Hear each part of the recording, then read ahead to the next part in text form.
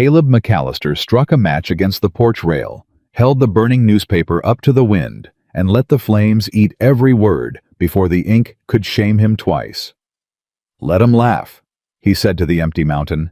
"Let every last one of 'em laugh."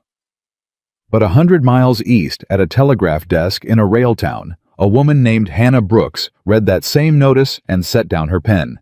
If you're watching, subscribe, and stay with me to the very end. And tell me in the comments what city you're watching from, so I can see how far this story travels. The notice ran on a Tuesday in the classifieds of the Millbrook Weekly Ledger, wedged between a lost heifer and a foreclosure sale, and by Wednesday, half the county had read it aloud at least once. It did not read the way such notices read. Most men who advertised for a wife led with their acres, their cattle, their standing. They wrote of good Christian character and steady hands and a house already built. They lied politely the way lonely men do, dressing up thin lives in Sunday clothes so a stranger might board a train and gamble her whole future on the difference between the words and the man who wrote them. Caleb McAllister did not lie. His notice began with a single line, and it was that line that made grown men slap their knees at the mercantile counter. "I have one leg. I own 300 acres on the mountain edge. I do not pretend to be what I am not. If honesty is worth more to you than a whole man's promises, write to Caleb McAllister, route out of Fulton." "One leg," wheezed Ezra Pratt, the mercantile owner, folding the paper so the whole store could see. "Fella leads with one leg. Like a man'd sell a lame horse and put the limp in the first line." The men gathered around the Cracker Barrel laughed the way men laugh when they are relieved it isn't them. "Reckon he ought to have mentioned the good parts first," said one. "What good parts?" said another, and the laughter came again, uglier this time. At the telegraph desk across the street behind a window streaked with summer dust, Hannah Brooks heard it. She heard most things. The telegraph office sat at the center of Millbrook, the way a heart sits at the center of a body, and every rumor, every death, every fortune won and lost passed through the wire under her fingers before it passed through anyone's mouth. She had learned the town by its secrets long before she'd learned it by its faces. She had a copy of the ledger open on the desk beside her key. She read the notice once. Then she read it again. And then, without meaning to, she stopped tapping the wire mid-message, and the operator down the line in Fulton clicked out an impatient query. "Go ahead, go ahead." And she did not answer him, because for the space of 3 breaths, Hannah Brooks was somewhere else entirely. "I do not pretend to be what I am not." She had spent 11 years reading men's words. She read them for a living. She read the words of husbands wiring money they didn't have, and the words of gamblers promising they'd quit, and the words of suitors in 3 different towns pouring honey down the wire to 3 different women who each believed herself the only one. She had learned that words were the cheapest thing a man owned, cheaper than bullets, cheaper than whiskey, and that a man would spend 1,000 of them before he'd spend a single true one. And here was a man who had opened with the ugliest truth he had and set it before strangers like a card laid face up. "You gonna finish that message, Hannah, or you gonna let Fulton think the wire's dead?" The voice belonged to Deborah Wills, the postmistress, who shared the front room and half the gossip. Hannah's fingers found the key again. "I'm finishing it." "You went white as a sheet just now." "I did not." "You did. Reading that fool notice weren't you." Deborah leaned over the counter to see. "The one-legged rancher. Whole town's having a time with it." "I noticed. Ezra says he'll not get a single reply. Says a man that'd advertise his own crippling has got no more sense than pride." Deborah shook her head, but there was a softness under the scorn the way there sometimes was in her. "Sad, though. Sad thing to do to yourself. Announce it to the county like that." Hannah finished the Fulton message and let the key go quiet. "He didn't announce his crippling," she said. "Course he did. It's the first line." "He announced his honesty." Hannah pulled the paper toward her and looked at the line again, and something in her chest that had been shut a long time turned over once painfully, like a key in a lock gone stiff from disuse. The leg's just what he was honest about. Deborah didn't have an answer for that. She rarely did when Hannah talked that way, which was why the two of them had lasted 6 years as friends, without ever once truly understanding each other. 90-odd miles west, and a good deal higher, where the flatland gave up and the mountains began. In earnest, Caleb McAllister was setting a fence post when the boy from Fulton rode up the switchback to tell him the whole town was laughing. Caleb didn't stop working. He tamped the dirt down around the post with the flat end of the maul, tested it with a shove of his shoulder, and reached for the next one before he answered. "That's so." "Yes, sir." The boy, Tommy Rourke, 14, and freckled and honest to a fault, which was why Caleb tolerated him, sat his horse uneasily. Down at the feed store, Mr. Pratt read it out, and at the barber shop, and Miss Callahan said, "I don't need the roll call, Tommy." "No, sir." Caleb set the post. Behind him, 300 acres of mountain summer rolled up toward the ridgeline green, going gold, the grass tall enough to hide a calf, and he had cleared and fenced and bled for every foot of it with one leg of his own, and one of carved hickory that a saddler in Cheyenne had made him for the price of a yearling. "They say anything I didn't already know about myself?" Caleb asked. "Sir, the town, in all that laughing, they discover anything I wasn't already aware of." Tommy thought about it, which was one of the things Caleb liked in him. He was a boy who thought before he spoke, and Caleb reckoned that put him ahead of 2/3 of the grown men in the county. "No, sir, I don't guess they did." "Then they didn't tell me nothing." Caleb straightened, wiped his palm on his trousers, and finally looked at the boy. His face was weathered the color of a saddle, and older than his 39 years, and there was a stillness in it that most men mistook for coldness until they'd known him long enough to learn it was the opposite, that it was a man holding himself very carefully, the way you hold something that has already been broken once and mended. "You ride up here to tell me I'm a laughingstock?" "No, sir." Tommy went red. "I rode up because I figured you'd want to hear it from a friend before you heard it from a stranger. So you wouldn't be caught out." And Caleb, who had not smiled in front of another human being in a long while, felt something move at the corner of his mouth. "That was decent of you." "My ma says you're the most honest man in the territory." "Your ma's a kind woman with poor eyesight. She says the town's laughing 'cause they're ashamed. She says a man who tells the truth makes liars nervous." Caleb looked at the boy a moment. Then he reached into the wagon bed for the water jug, took a long pull, and passed it up. "Your ma," he said, "is smarter than every man at that feed store put together. Drink. It's a long ride back, and the sun's mean today." He hadn't written the notice out of loneliness. That was what the town got wrong, and it was what Hannah Brooks 90 miles east got right. Or that wasn't the whole of it. A man alone on a mountain feels the winter more than the summer, and Caleb had felt the last 3 winters like a hand closing slow around his throat. There was work enough to keep a body busy from dark to dark, but the nights were long, and the porch step he'd built wide enough for 2 people sat with only one on it, and there were evenings he caught himself talking to the dog just to hear a voice that wasn't the wind. But a lonely man could have written a lonely man's notice. Could have written of his acres and left the leg for later, for after she'd come for after it was too far along to undo. Plenty did. Caleb had known a man in Laramie who'd written a woman clear from Ohio without once mentioning he was near 60 and near blind, and she'd come and she'd stayed, because by then what else could she do? A woman alone in a strange territory, with no money for the fare home. Caleb had watched that marriage sour into something that made him ashamed to share a species with the man. He would not do that to a woman. He had decided it lying awake one January night with the wind screaming down off the ridge, decided it as plain as he'd ever decided anything. If a woman was going to bind her life to his, she was going to do it, knowing exactly what she was binding it to. The leg, the isolation, the scarred and quiet man who came with the land. So he'd led with the leg. Because it was the thing a liar would hide, and he was not a liar, and he wanted her, whoever she might be, if she existed at all, to know that about him before she knew anything else. Let the town laugh. The town had been laughing at Caleb McAllister in one form or another since the day they'd carried him out of the Fulton sawmill with his boots still on the foot they'd had to leave behind. He'd survived their pity, which was worse than their laughter. He could survive this. What he had not counted on, what no part of him had let itself hope for, was that anyone would answer.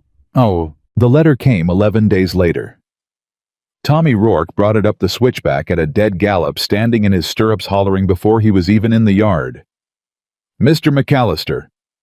Mr. McAllister, there's a letter." Caleb was mending harness on the porch step. He set the awl down very carefully. "Whoa now, what are you hollering about?" "A letter. Come to the Fulton Post for you, and Mr. Dabney says he's never seen you get a letter that wasn't from the bank, and he made me swear to bring it up careful and not lose it, and I didn't lose it. See?" The boy was off his horse and up the steps, holding out an envelope gone soft at the corners from being clutched the whole ride. "It's a lady's hand, sir. On the writing, it's a lady's hand." Caleb took it. It was a lady's hand, small and even and unhurried, the hand of someone who wrote for a living and had long since burned all the flourish out of it.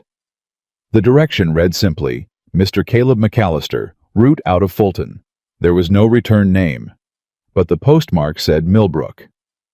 "Ain't you gonna open it?" Tommy was practically vibrating.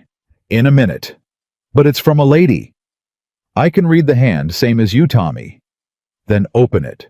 Caleb turned the envelope over. His own name in that steady hand looked strange to him, softer than he'd ever felt himself to be. For 11 days he had told himself no one would answer, had told himself so firmly that he'd almost come to want it, because a man who expects nothing cannot be disappointed, and Caleb McAllister had built a whole life on the foundation of expecting nothing. Now here it was. And he found he was afraid to open it, and he did not care to be afraid in front of the boy. "Go water your horse," he said. "He's blown. You ran him up that grade like the devil was after you. But horse first, always the horse first. You want to be the kind of man leaves a good animal standing lathered while he reads his mail. Go on." Tommy went casting looks back over his shoulder the whole way to the trough, and when he was gone, Caleb sat down on the wide porch step he had built with his own 2 hands and 1 good leg, and he opened the letter. It did not read the way he'd feared. He'd feared pity. He'd feared the careful, wincing kindness of a woman writing to a cripple out of Christian charity. He'd feared worse the false brightness of a desperate woman willing to overlook the leg for the acres already counting his cattle in her head. The letter had none of that. "Mr. McAllister, I read your notice in the ledger. I am the telegraph operator here in Millbrook, which means I read a great many words that men send to women, and I will tell you plainly that most of them are lies. I have spent 11 years reading lies. I have gotten good at it. Yours were not lies. That is why I am writing. You put your leg first. I understand why, though I doubt the men laughing at you down at the Mercantile do. You put it first because it is the thing a lesser man would hide, and you wanted whoever read it to know you would not hide things from her. I want you to know that I read it correctly. I want you to know that at least one person in this county did. I will not pretend I am writing to accept a proposal you did not make. You advertised for honesty, not for a wife who leaps at strangers.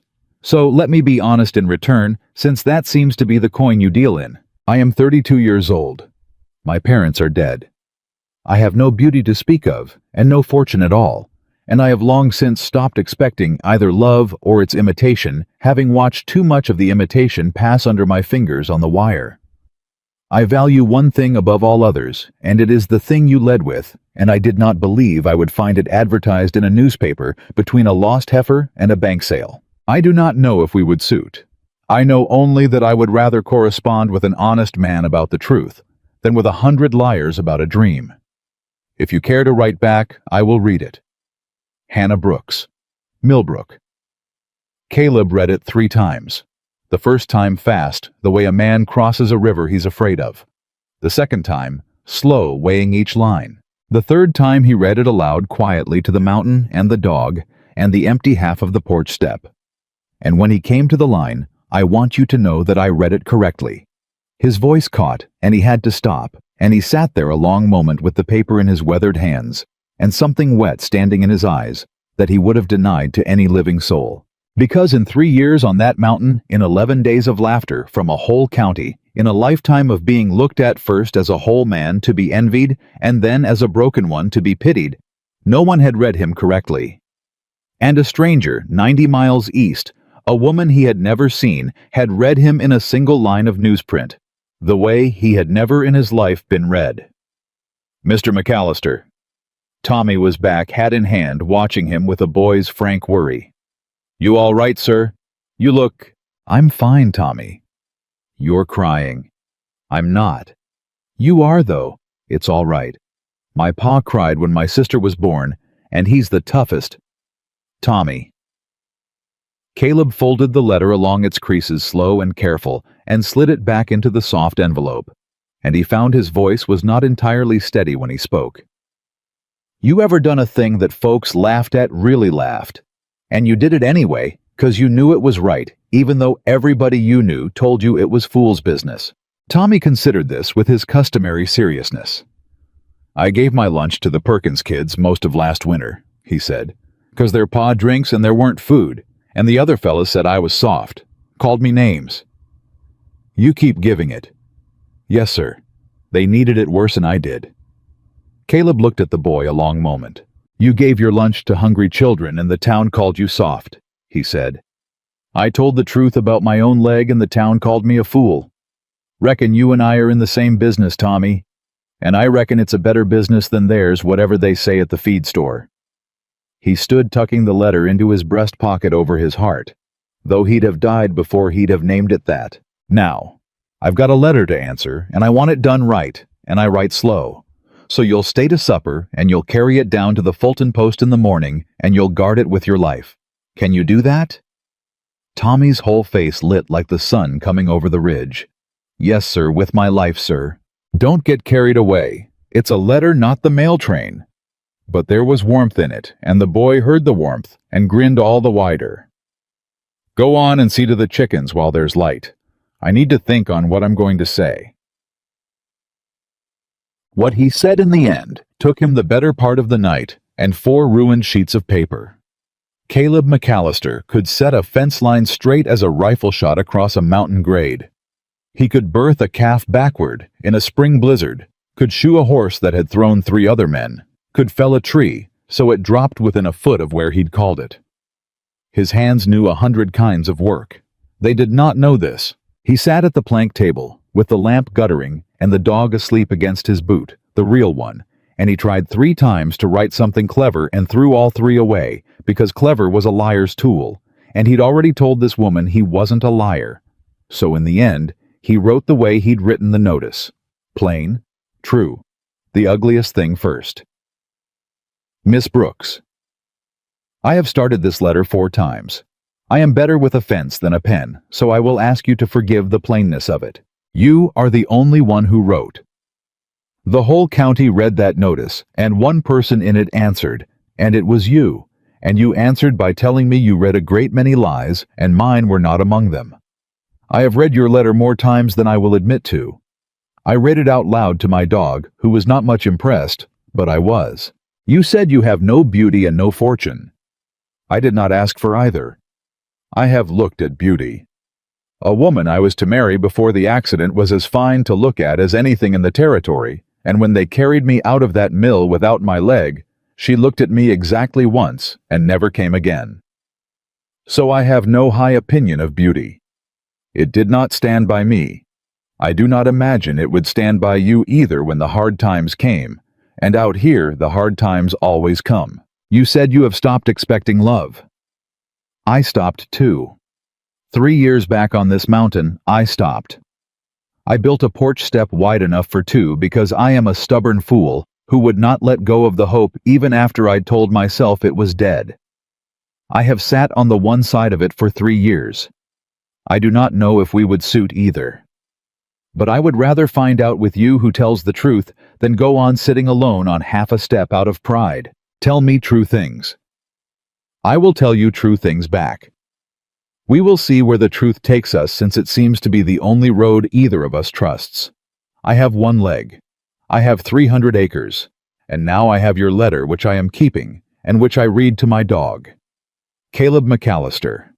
He read it over once, decided it was as honest as he could make it, and did not let himself read it again for fear he'd lose his nerve. Then he sealed it, and set it on the table where Tommy could not miss it, and blew out the lamp, and lay a long while in the dark, listening to the mountain. And for the first time in 3 years, the wind did not sound like a hand closing around his throat. Down in Millbrook, the town did not stop laughing just because a letter had gone unnoticed up a mountain.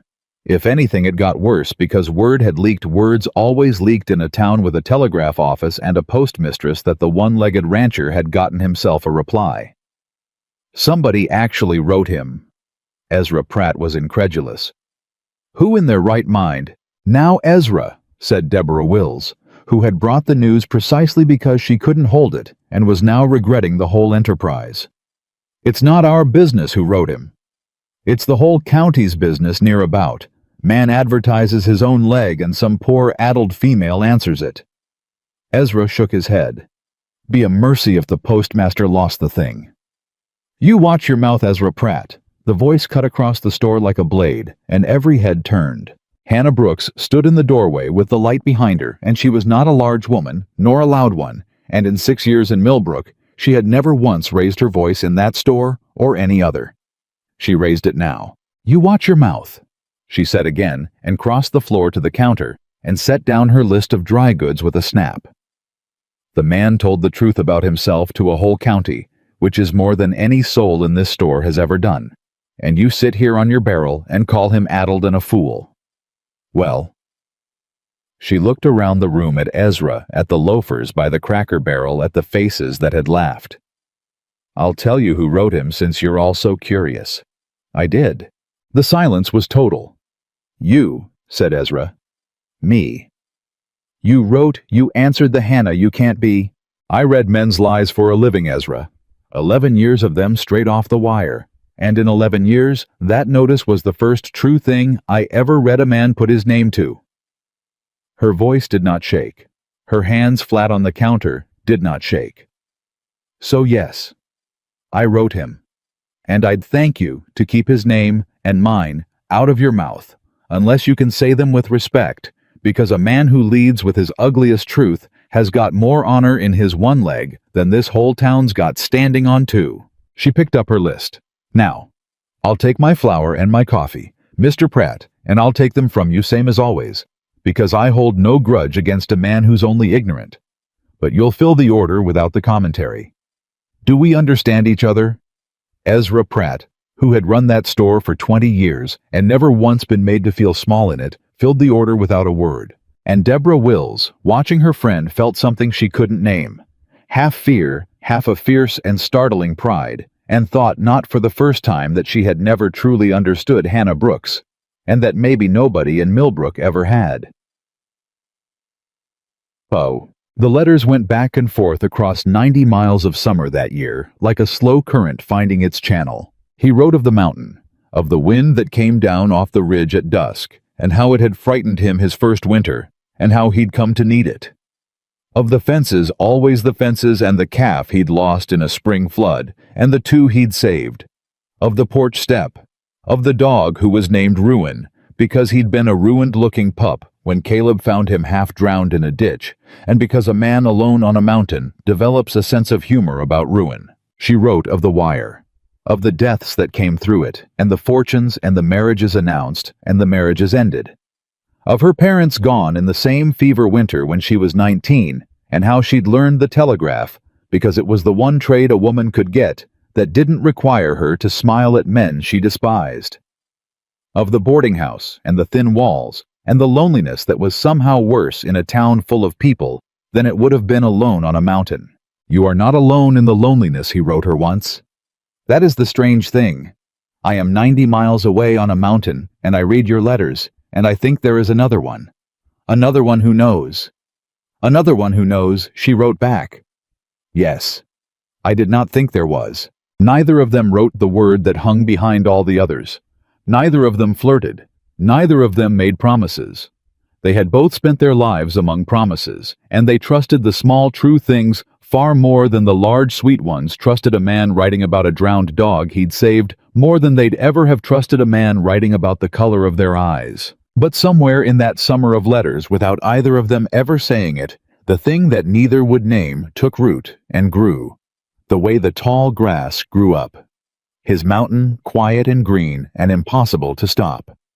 And then in August, Caleb McAllister took up his pen and wrote the hardest true thing he'd written yet. Miss Brooks, I have thought a long time about how to write this, and there is no clever way, so I will do it plain, which is the only way I know. I do not want to go on writing letters forever. I have come to care for you through these pages more than I have cared for anyone since before the accident, and a man does not build a porch step for two, so he can go on reading a woman's words by lamplight 90 miles away for the rest of his life. That is not what the step is for. So I am going to ask you plain, and you can say no plain, and I will not think less of you, and I will go on writing you as a friend the rest of my days, if that is all you want. Will you come to the mountain and see the land, and see the man, and see the leg, and see if the truth we have been telling each other on paper holds up in the flesh? I will meet the train at Fulton. If you take one look and want to go home, I will buy your ticket back myself, and never trouble you again, and I will mean it. But I do not think you will want to go home. I have read your letters more times than I will admit, and I do not think either of us wants to go home anymore. I think we are both about done being alone. Come and see. Caleb. He sent it, and then he waited, and the waiting was the worst thing he had done since the accident, worse than learning to walk on the hickory leg, worse than the first winter alone. Because the letters, he could survive. A man could build a life around letters, around the small warmth of another one who knows arriving every 11 days like clockwork. But he had asked for more than letters now. He had laid the whole of it face up on the table the way he'd led with his leg. And if she said no, if the flesh and blood truth of him was more than the paper truth she could bear, then he would have to go back to the one side of the porch step, knowing exactly what he'd lost. And that was a colder thing than never having known it at all. He waited 14 days, the longest of his life. On the 15th, Tommy Rourke came up the switchback at a dead gallop, standing in his stirrups, hollering. But this time he wasn't holding a letter. This time he was holding a telegram. Mr. McAllister, Mr. McAllister. It'd come over the wire, direct. She sent it herself, off her own key. Mr. Dabney says, and it's the shortest one he ever wrote down, and he made me swear, give it here. Caleb took the flimsy yellow paper with a hand that was not steady and unfolded it, and read the 4 words she had tapped out with her own fingers, 90 miles east, at the desk where she had first read his notice, and set down her pen. I have never run. And below it, the time and the date, and her name.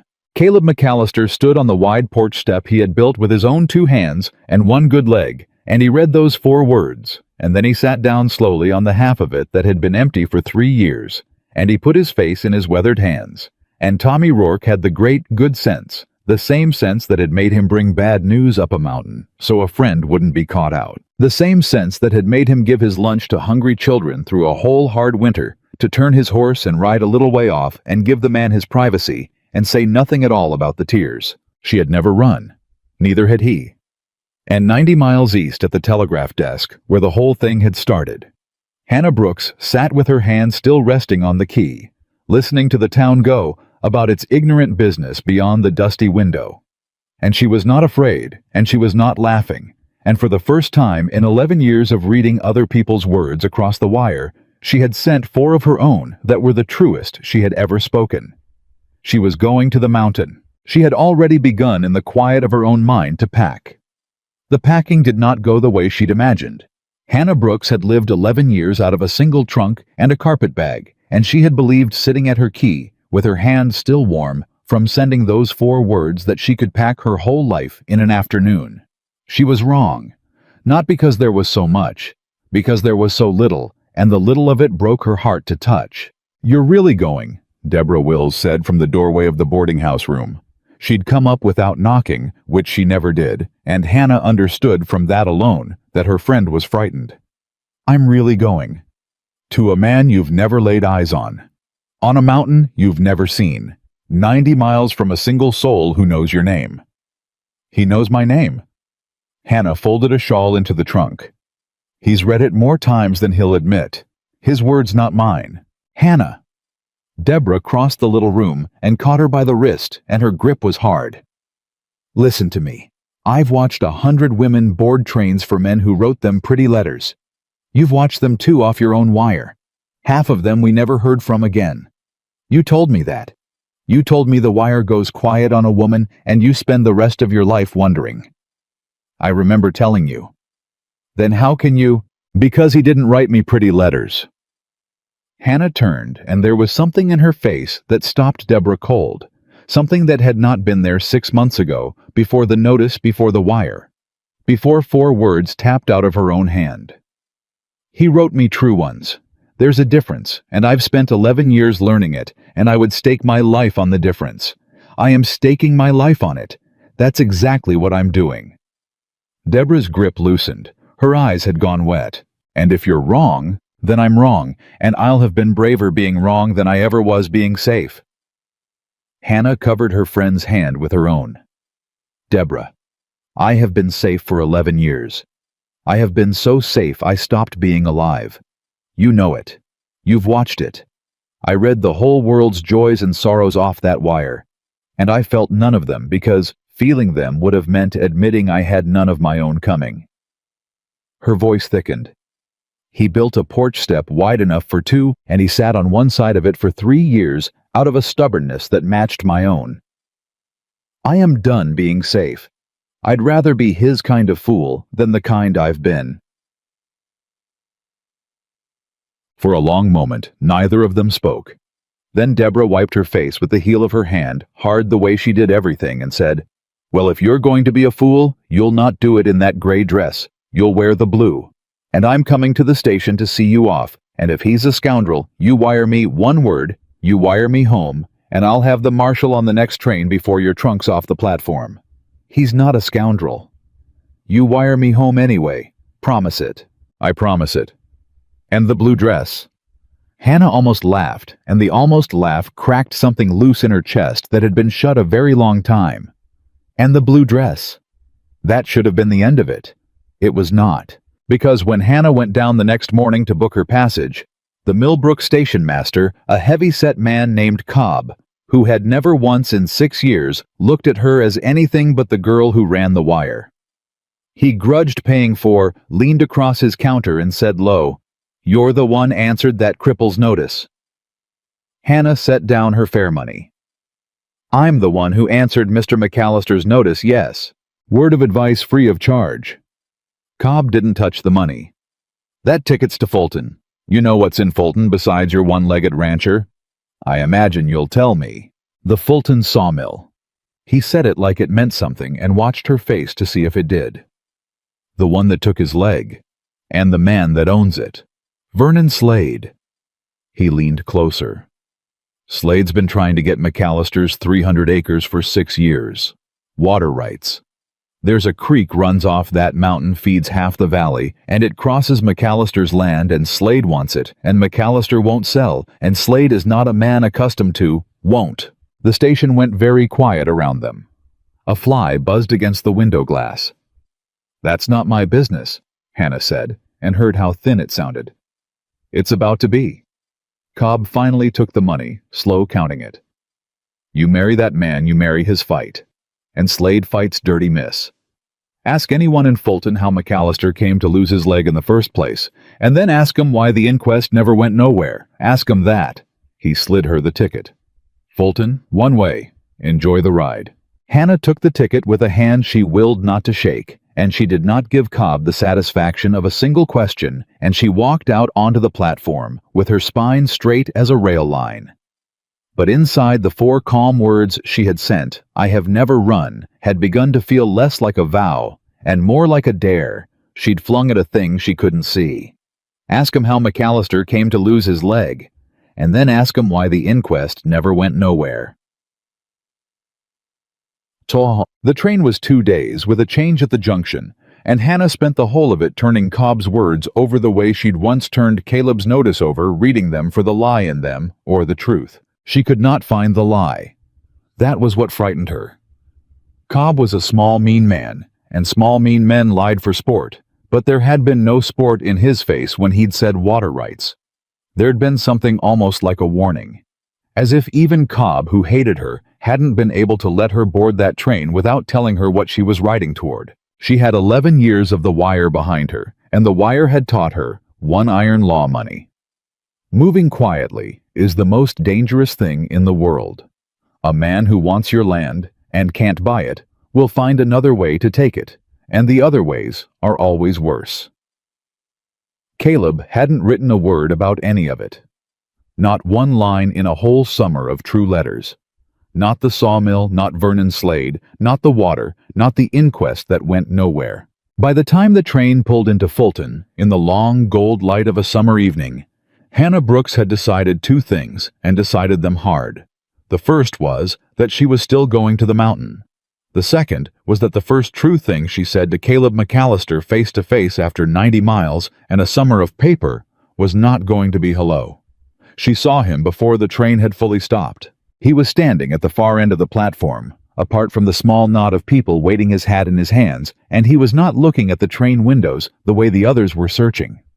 He was looking at one window. Hers. As if he'd known somehow exactly where she'd be sitting, though they had never exchanged so much as a photograph. And she knew him too. Instantly. Not by any description. He'd never described himself too honest to flatter and too proud to complain, but by the stillness of him. He stood the way his letters read. Plain, squared. A man holding himself very carefully because he'd been broken once and mended and did not intend to be caught off guard again. The hickory leg she saw last, and it did not matter at all exactly as she'd told him it wouldn't, and she felt a fierce satisfaction at being proven right about her own heart. She came down the steps.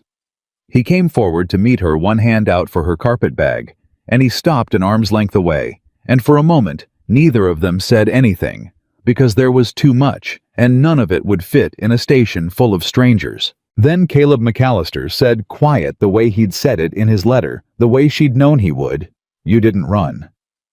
And Hannah Brooks looked up into the weathered face of the only honest man she'd ever read, and did not say hello, and did not say she was glad, though she was more than she'd known a person could be. She said, "Tell me about Vernon Slade." She watched it hit him. She watched the name go into him like a splinter under a nail. Watched the careful stillness crack for just a second before he sealed it shut again. And in that second, she had her answer, and her heart dropped, because it meant Cobb had not been lying.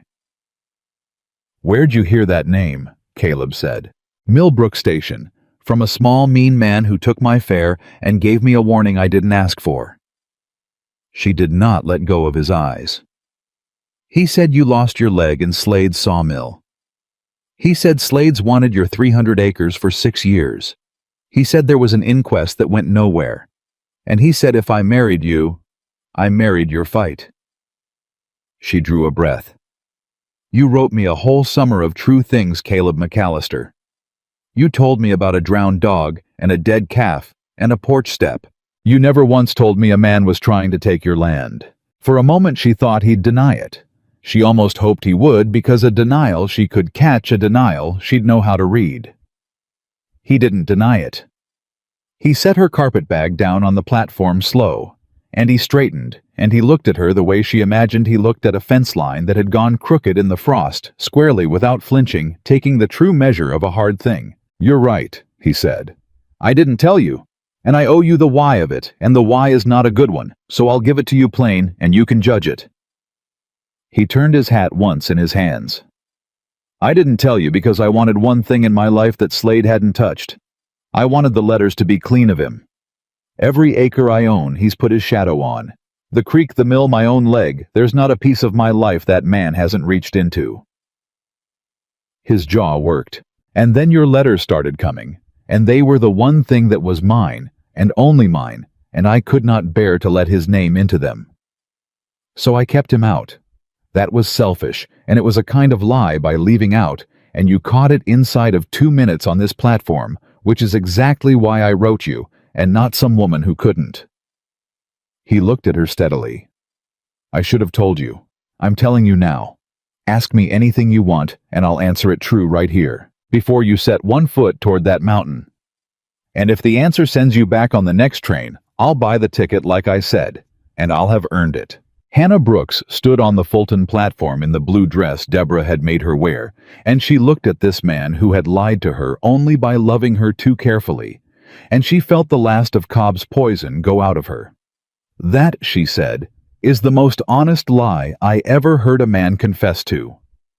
It's the only kind I've got in me. I know it is. That's why I'm here." She picked up her own carpet bag before he could a small thing, but she saw him note it and understand it. "I don't want to go back on the next train. I want to hear about Vernon Slade on the way to the mountain. All of it, the leg and the inquest and the creek, and I want you to leave nothing out, because I did not come 90 miles to be protected. I came 90 miles to stand on the other side of that porch step." She looked at him. "So, do we have a wagon, Mr. McAllister, or are we walking?" And Caleb McAllister, who had not smiled in front of another human being in years, who had wept into his hands over 4 words on a telegram, who had built a step for 2, and sat on one side of it, out of a stubbornness that matched her own, Caleb McAllister laughed. It came out rough unused like a hinge that had rusted shut. But it came out. "We have a wagon," he said, "and you'll hear all of it. God help me, you'll hear all of it, and then you'll wish you'd taken Cobb's advice. I never take advice from small, mean men. Load the bag."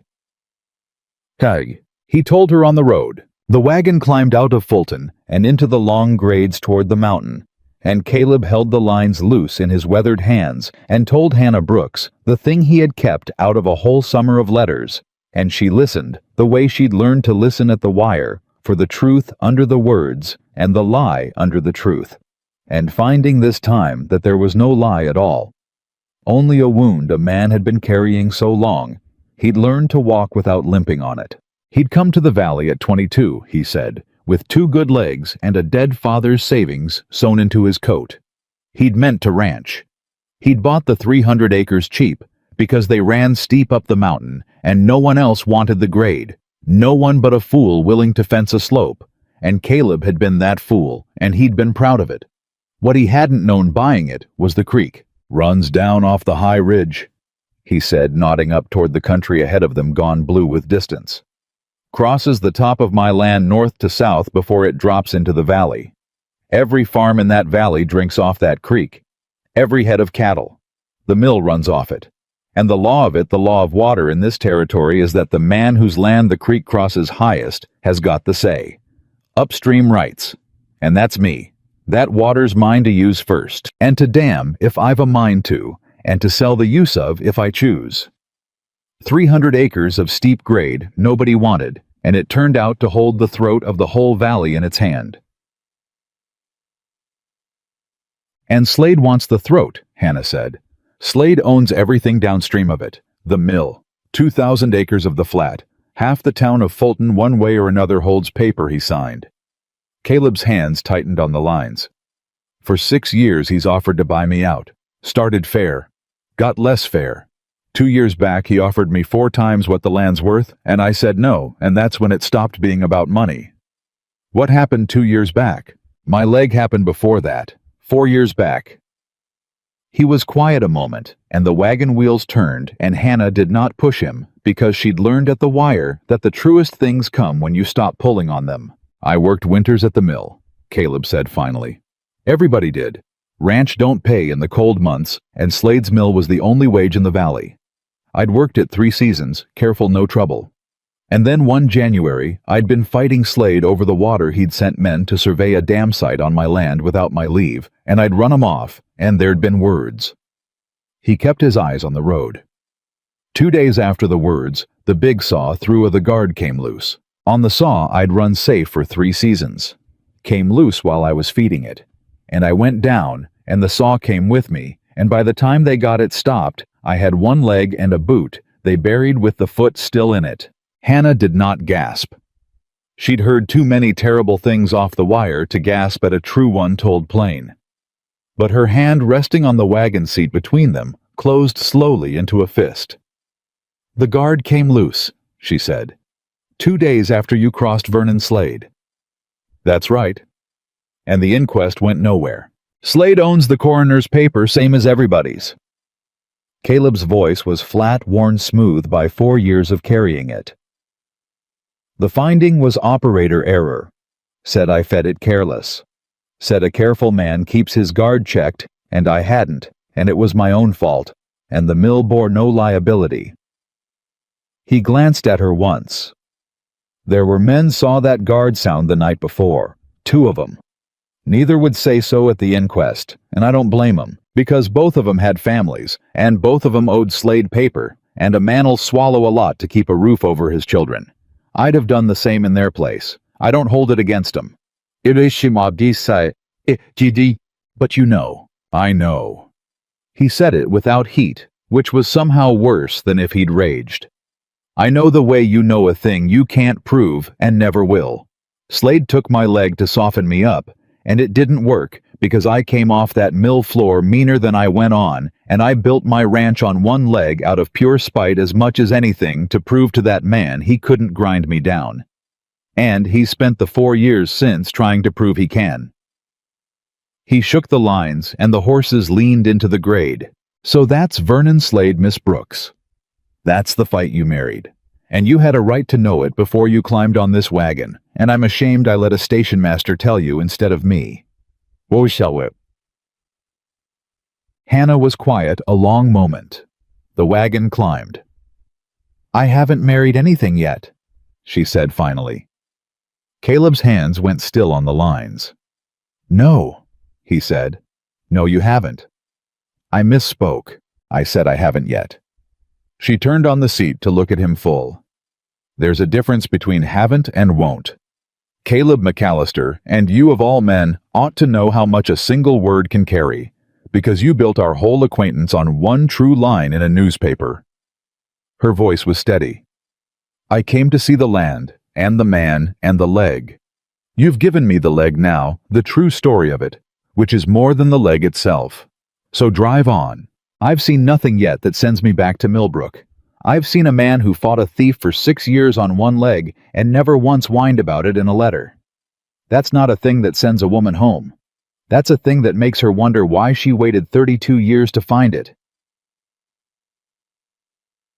The mountain rose ahead of them, and the light was going gold to amber to the deep blue of a summer dusk, and Caleb McAllister drove his wagon up the last of the grade toward the ranch he'd built out of spite and stubbornness, with the first woman in 4 years who'd ever heard the whole of him, and not flinched, sitting straight-backed at his side.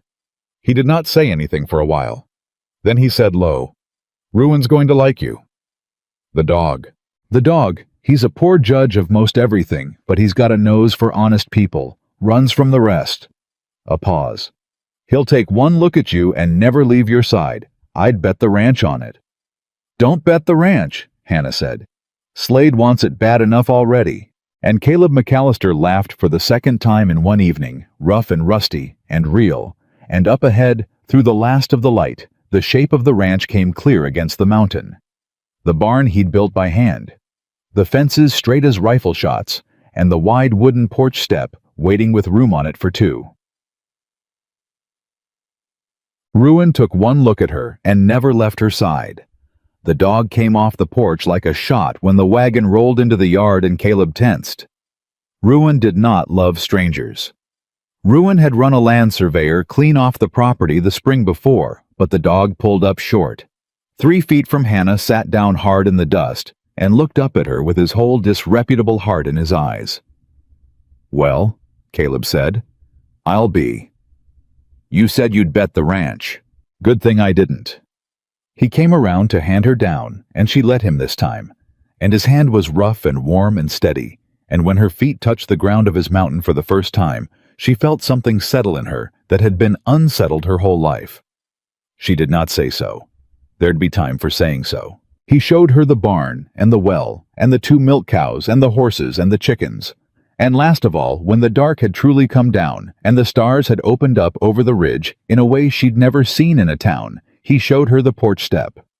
This is it, he said, and there was something almost shy in him. This man who had confessed a stolen leg without flinching.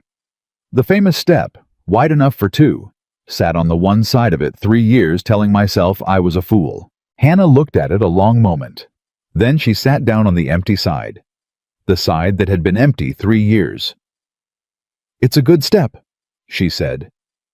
Caleb McAllister stood in his own dark yard and looked at a woman sitting on the side of his porch step that he had built for a hope he'd told himself was dead, and he could not speak for a moment, and Ruin climbed up and lay down across her feet, as if he'd done it every night of his life. "I'll take the barn," Caleb said when he could.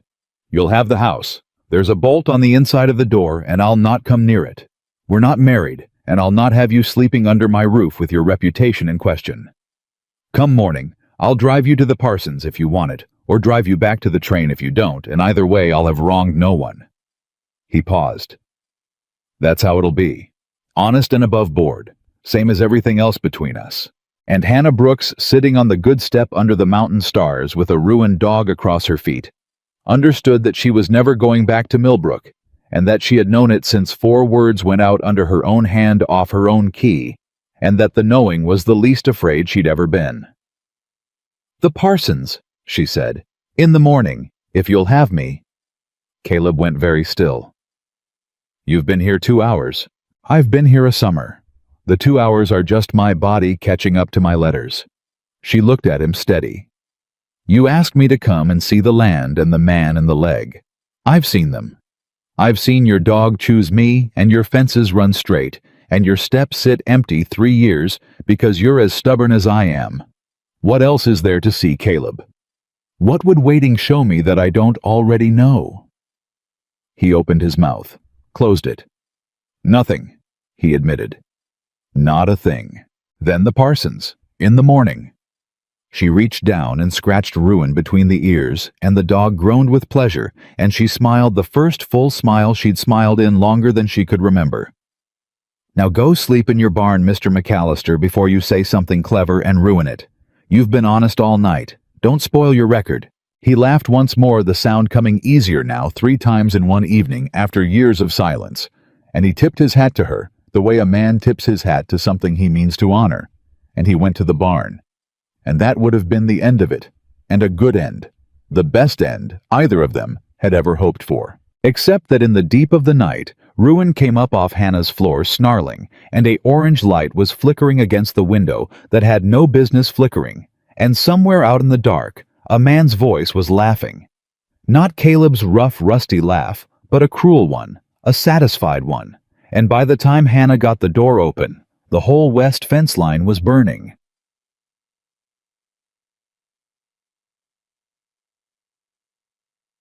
"Caleb!" She was off the porch step and into the yard in her nightdress with Ruin baying beside her, and the fire had already jumped from the fence to the dry grass, and was running east toward the barn with the wind behind it. And out beyond the flames, 2 riders were wheeling their horses, and one of them lifted something to his mouth, a bottle, and threw it, and it burst in a sheet of flame against the corner post of the corral. Caleb came out of the barn, already moving, no shirt, no hat. The hickory leg strapped on, crooked in his haste, and he took in the whole of it in one hard glance. The fence, the grass, the barn, in the fire's path, the horses screaming in their stalls, the 2 riders in the dark. "The horses!" he shouted. "Hannah, the horses! The barn, get 'em out! Throw the doors, I'll take the fire. You can't take that fire alone. Get the horses." She went. She did not argue, did not freeze, did not do a single one of the useless things a town-soft woman might have done. She ran for the barn in her bare feet with the dog beside her, and through the doors, and went in among the panicking animals. And she'd handled horses as a girl, and her hands remembered, and she got the lead on the first one, and hauled it out and went back for the next, while behind her, Caleb McAllister fought a grass fire on one leg with a saddle blanket and a shovel, and a rage 4 years in the building, and out in the dark, the 2 riders sat their horses and watched. "That's far enough, McAllister," one of them called the cruel voice the laughing one. "You can't stop it, and you know it. Slade says this is the last friendly warning. Sell the water, or watch it all burn a piece at a time, till there's nothing left worth the deed." Caleb did not answer. Caleb beat at the fire with the blanket and threw dirt and cut a break with the shovel, driving the hickory leg into the soft earth for purchase, and the flames lit his face, orange and furious, and he did not so much as look at the men who'd come to burn him out. Hannah got the last horse clear. Then she saw the shovel, the second one leaning against the barn wall where Caleb kept it. She did not think. She grabbed it, and she ran into the smoke beside him, and she began to cut the brake from the other end, driving the blade into the earth with everything. 11 years of held-down fury had stored up in her, and Caleb saw her there. Saw the telegraph operator from Millbrook, in her nightdress and bare feet, cutting a fire break beside him in the dark. And something happened in his chest that had nothing to do with the fire. "Get back to the house," he shouted. "Cut your end, I'll cut mine," she shouted back. "We'll meet in the middle. Move, Caleb." And out in the dark, the cruel voice stopped laughing. Because the fire was supposed to run. That was the whole of the plan. Light it and let the wind and the dry grass do the rest, and ride off and let McAllister stand alone and helpless, and watch his life burn and come to Slade in the morning ready to sell. McAllister was not standing helpless.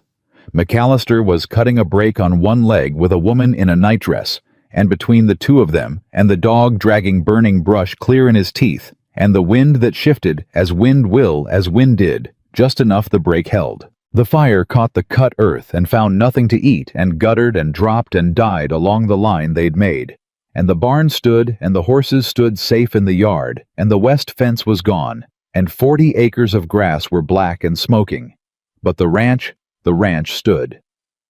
Caleb McAllister leaned on his shovel chest, heaving, streaked with soot and sweat, and looked out into the dark where the two riders sat their horses in stunned silence. "You tell Vernon Slade," he said, and his voice carried across the smoking field flat and clear and utterly without fear, that he sent 2 men and a bottle of coal oil against one cripple and a telegraph girl, and the 2 men and the coal oil lost. You tell him that, word for word.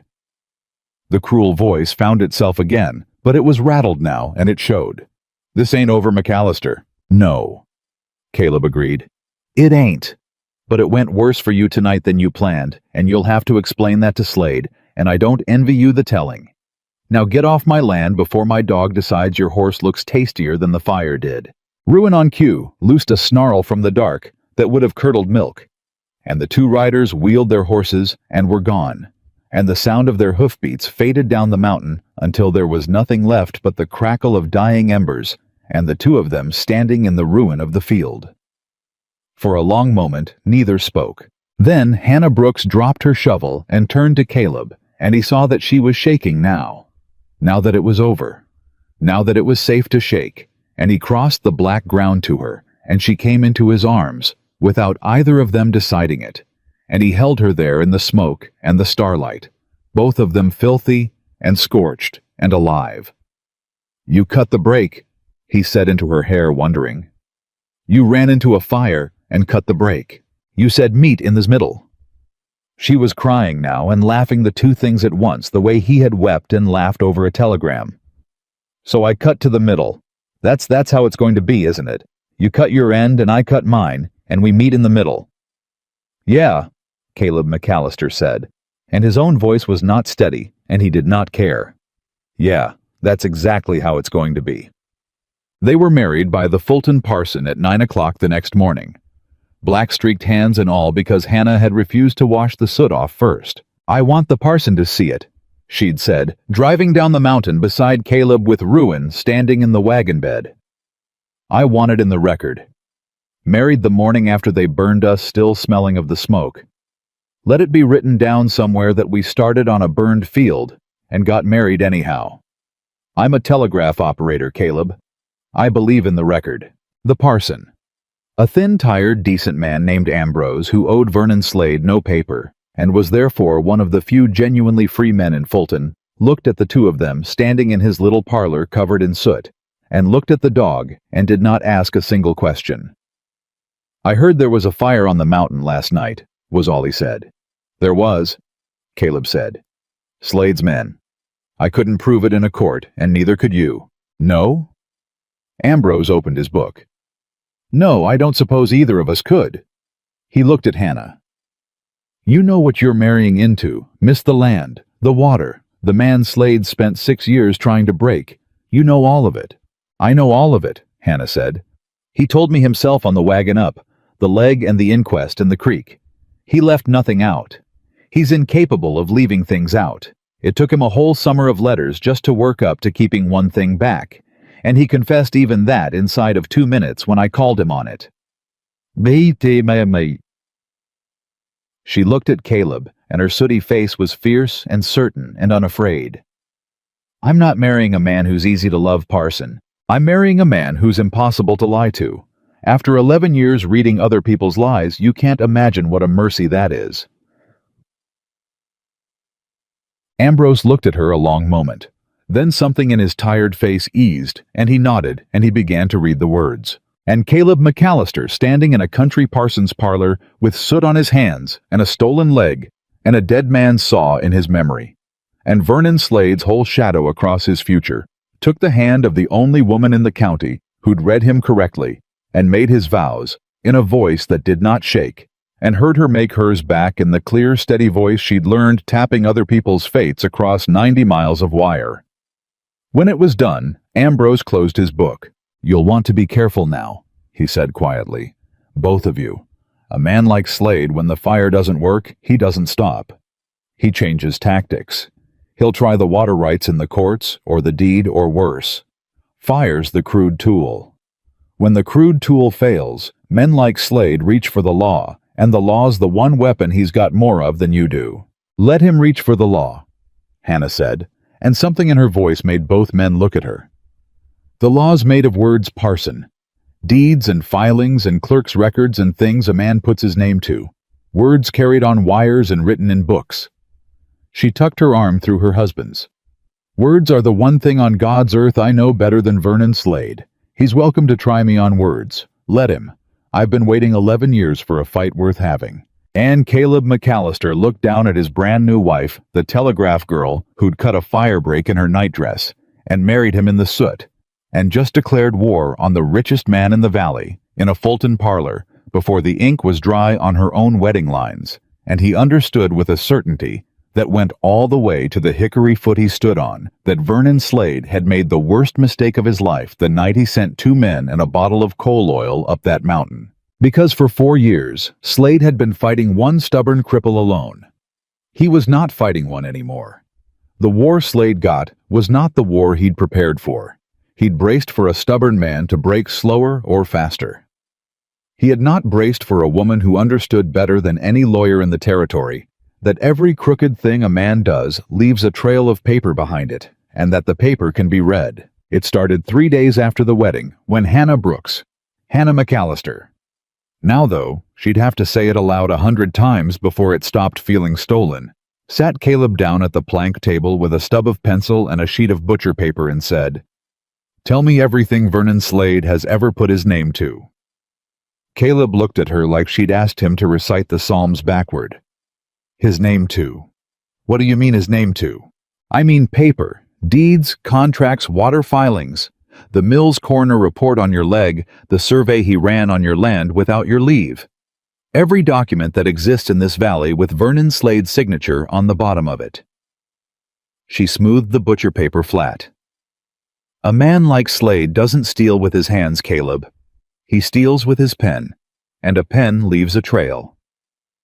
11 years on the wire taught me that money moving quiet always leaves a trail, and the trail is always in the paper. And the paper is always somewhere in some clerk's drawer gathering dust because men like Slade think no one will ever bother to read it. And you're going to read it. I'm going to read all of it. She looked up at him. You've been fighting him with your fists and your spite for 4 years, and it's kept you alive, but it hasn't won you anything because fists don't beat a man who owns the coroner. Words beat him. His own words turned back on him, and words are mine. She tapped the pencil on the table. Now, start talking. The survey first. When did he run it? Who ran it? And did anyone sign anything? And Caleb, who had spent 4 years believing the fight was a thing he'd carry alone into the grave, felt the strangest sensation take hold of him. The sensation of not being alone in it. He talked. She wrote. By lamplight that first night, the butcher paper filled with names and dates in her small, even hand, and a shape began to come clear that neither of them had seen before, because Caleb had only ever seen the pieces of it that had cut him, and Hannah was seeing the whole. Stop, she said an hour in. Her pencil had gone still. Say that again. The date on the survey. March. 4 years back. The 8th or 9th, I don't. And the accident at the mill. Your leg. When exactly? January. 2 months before. The 11th. Hannah's face had gone very still the way it had gone still the first time she'd read his notice. Caleb, she said slowly. The survey Slade ran on your land without leave, the one that gave him the damn site he wanted, that was March. 2 months after your accident, after the inquest called it operator error and closed the mill's liability. She set the pencil down. Don't you see it? He took your leg in January to soften you. When that didn't sell you, he sent surveyors in March to just take the water measurement anyhow on the theory that a one-legged man couldn't stop them. You ran them off. You told me that, but the point is the timing. He didn't wait a decent interval. He didn't even wait for you to heal. 2 months off the mill floor, still learning to walk, and he's already back on your land with a survey chain. Her voice dropped. A jury of valley men. Men who drink off your creek men, who've watched Slade squeeze them too. How do you think they'd feel?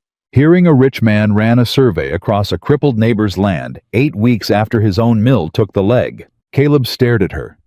In 4 years, he had never once thought of the two things together. The leg was the leg. The survey was the survey. They were separate wounds, and he'd carried them separately. He had never laid them side by side on a sheet of butcher paper and seen the line that ran between them. You just... He started and stopped. In one night you saw a thing I couldn't see in 4 years, because you were inside it. Hannah's voice gentled. You can't read your own hand, Caleb. Nobody can. It's why you needed someone who reads for a living. That's not weakness, that's just true. I've been reading other people's disasters off the wire for 11 years precisely because I could see them clear when the people inside them couldn't. She reached across the table and put her hand over his. You've been fighting blind. You're not blind anymore. That's the whole of what I brought up this mountain, and it's worth more than the acres. And Caleb McAllister turned his rough hand over under hers and held it and did not trust himself to speak. The next morning she went to Fulton. Caleb didn't want her to. They had their first true fight over it. Not the sharp, cruel kind that ends things, but the deep, grinding kind between two stubborn people who've each spent a lifetime being right. He tried to burn us out, Caleb said, blocking the barn door where she was hitching the wagon. 3 days ago, and you want to drive into Fulton alone, where every third man owes him paper, and start pulling his records out of the courthouse. You'll paint a target on your back. I already have a target on my back. I married you. She kept hitching. That happened at 9 o'clock Tuesday morning in front of the parson in the record. I can't untarget myself, so I might as well be useful while I'm targeted. Hannah. Caleb. She stopped and turned, and there was steel in her that he was still learning the dimensions of. You can't come. That's the plain truth of it, and we both know it. You ride into Fulton, and every man in that town sees the one-legged rancher Slade's feuding with, and they close up like clams and you get nothing. But a woman, a new bride, come down to file her marriage lines proper and register her name all sweetness, asking the clerk innocent little questions about how the water filings work in this territory, because she's just so curious about her new husband's land. She smiled, and it was not entirely a kind smile. Nobody closes up to that woman. Nobody sees the threat in her. I spent 11 years being invisible behind a telegraph window, Caleb. I know exactly how to be a woman men don't bother to watch. It's the most useful skill I own, and it's about to cost Vernon Slade everything. Caleb looked at her a long moment. I hate that you're right. You'll get used to it. She climbed up to the seat. Now move out of the door before I drive over your good foot. And Caleb. Her voice softened. I'll be back by dark. I promise it.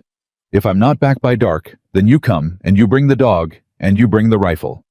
But I will be back by dark, because I have never once in my life not come back when I said I would. Ask Deborah Wills. It's the most reliable thing about me. She was back by dark. She came up the switchback in the last of the light with the wagon and a leather folder on the seat beside her that had not been there in the morning, and Caleb was waiting in the yard the way he'd waited 14 days for a telegram. And when she climbed down, she was pale, and her hands were not quite steady, but her eyes were burning. "Well," he said, "feed me first. I haven't eaten since dawn and I found something, and if I try to tell it hungry, I'll tell it wrong." She pressed the leather folder into his hands. "But hold that. Hold it careful. Because, Caleb, I found the survey filing, the March one. And there's a name on it that isn't Slade's and it isn't a surveyor's.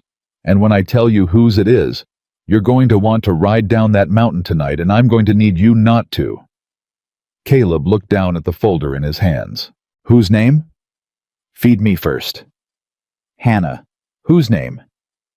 She looked at him and the burning in her eyes banked down to something harder and colder. "Judge Amos Caro," she said. "The circuit judge. The one who rides through and hears the land cases and the water disputes for the whole territory. The man who'd sit the bench if this ever came to a real trial." She let it land. "His name is on Slade's survey, Caleb, as a witness, notarized, 4 years ago. Which means the judge who'd decide whether Slade gets your water has already 4 years back put his own signature on Slade's illegal survey of your land." Her voice was very quiet now. "The fight isn't you against Slade. It never was. It's you against Slade and the man who'd judge you. That's why you could never win it with fists. The bench was bought before you ever threw the first punch." The yard went silent except for the wind coming down off the ridge, and Ruin whined low, sensing the change in the two of them, and Caleb McAllister stood holding a leather folder that contained the reason 4 years of fighting had gotten him exactly nowhere. "So it's hopeless," he said. "Not a question. A man taking the measure of a thing." "No!" Hannah's answer came fast and hard. "No, Caleb. It's the opposite of hopeless. Don't you understand? For 4 years you couldn't win because you couldn't see the whole board. Now you can see it. The judge is bought fine. Now we know the judge is bought, and we can plan for a bought judge instead of walking into his court like a lamb. A trap you can see isn't a trap anymore. It's just a fact you work around." She took the folder back from his numb hands, gentle. "Now feed me, and then we're going to figure out how you beat a rich man and a crooked judge at the same time. And I already have the beginning of an idea, and it's going to require me to do the one thing I swore I'd never do again in my life." "What's that?" Hannah McAllister looked up the mountain toward the dark ridge, and something crossed her face that Caleb couldn't read the first thing about her. He hadn't been able to read since the moment she stepped off the train. "Go back to the wire," she said. "Not Millbrooks. Somewhere higher. Somewhere the message doesn't stop at a valley Slade owns." She met his eyes. "There's one man in this territory who outranks a bought circuit judge, and I know how to reach him because I've been putting his messages on the wire for 11 years without ever once daring to send one of my own. And now I'm going to send him one of my own." She would not tell him the name that night. She was too tired, and the plan was too raw, and she'd learned long ago never to speak a plan aloud before it was ready, because a plan spoken too soon has a way of talking itself out of existence. So they ate and she slept, and in the gray before dawn, Caleb woke to find her already at the plank table with the leather folder open and the butcher paper covered in a new and denser web of names and dates and lines connecting them. And he stood in the doorway a moment, just watching her work. His wife of 5 days, bent over her papers by lamplight, more alive than any woman he'd ever seen waging a war with a pencil.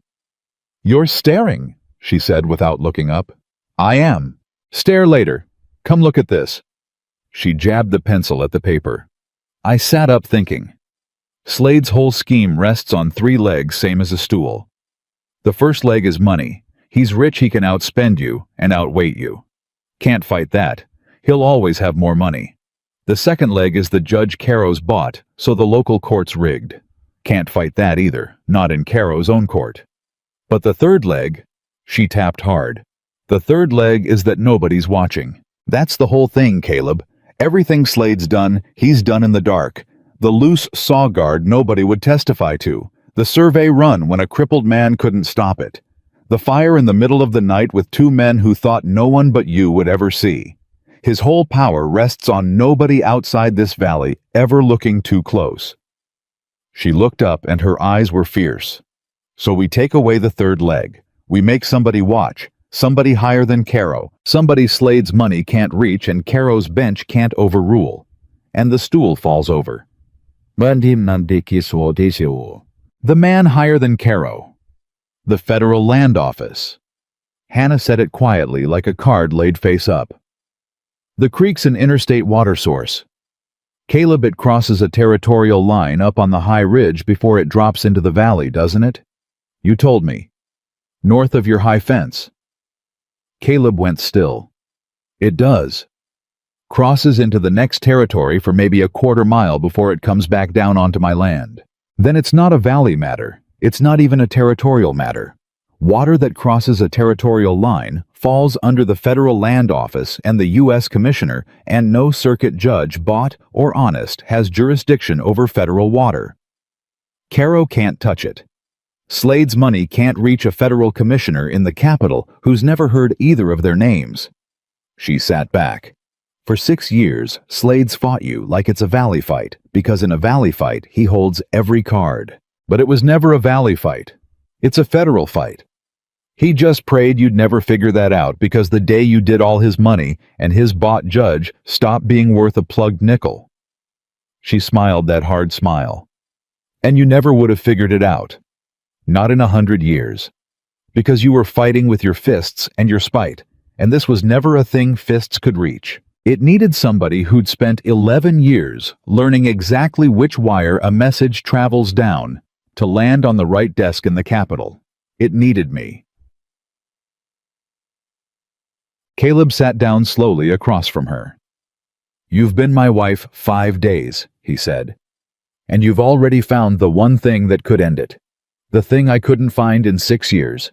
I've been your wife 5 days, Hannah said, and I've been the woman who reads the wire for 11 years. Slade fought Caleb McAllister for 6 years and won. He's about to find out that when he burned that fence 3 nights ago, he wasn't fighting Caleb McAllister anymore.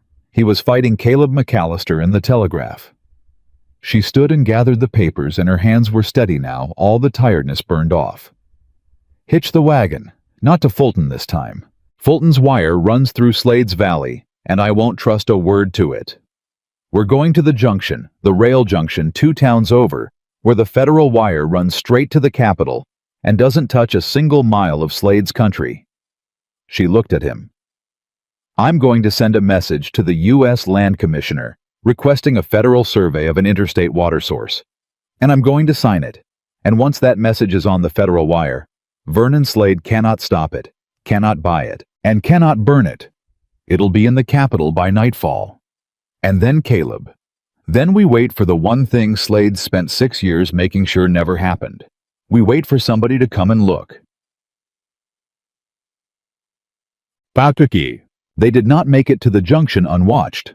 They were an hour down the mountain out onto the valley road, where it ran flat and open, past the edge of Slade's grazing land, when 3 riders came out of a stand of cottonwood ahead and spread across the road, and the middle one held up a hand, and Caleb reined in the wagon, and Hannah felt her heart go up into her throat and stay there. The middle rider was not one of the fire starters.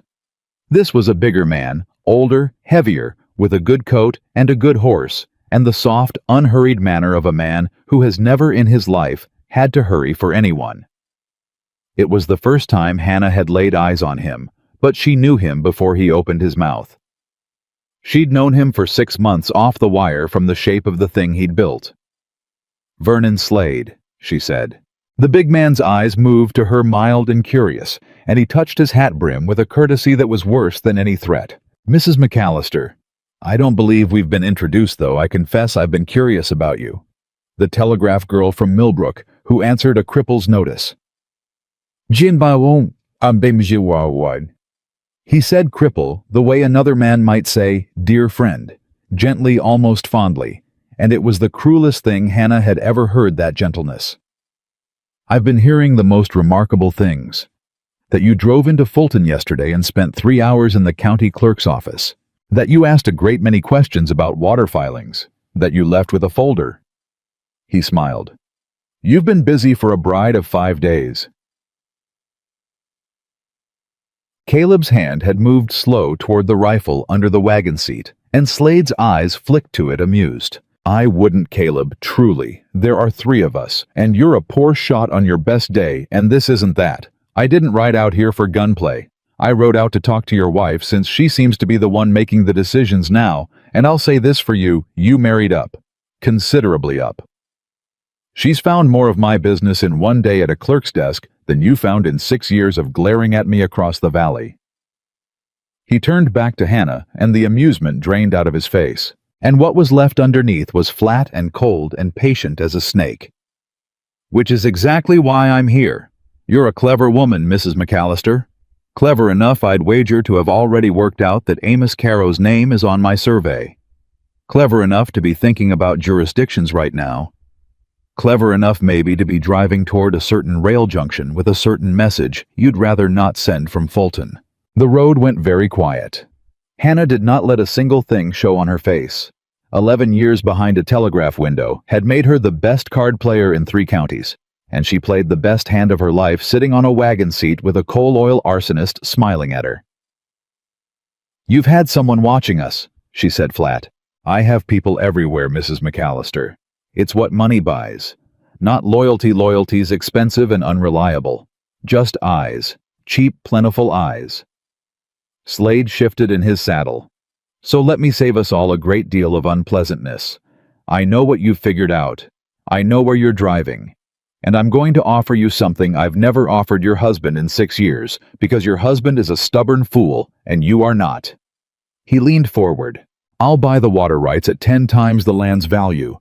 10 times. Enough that you and Caleb take that money and go anywhere in this country, and live like decent people, the rest of your lives far from this valley, far from me, and never think of Vernon Slade again.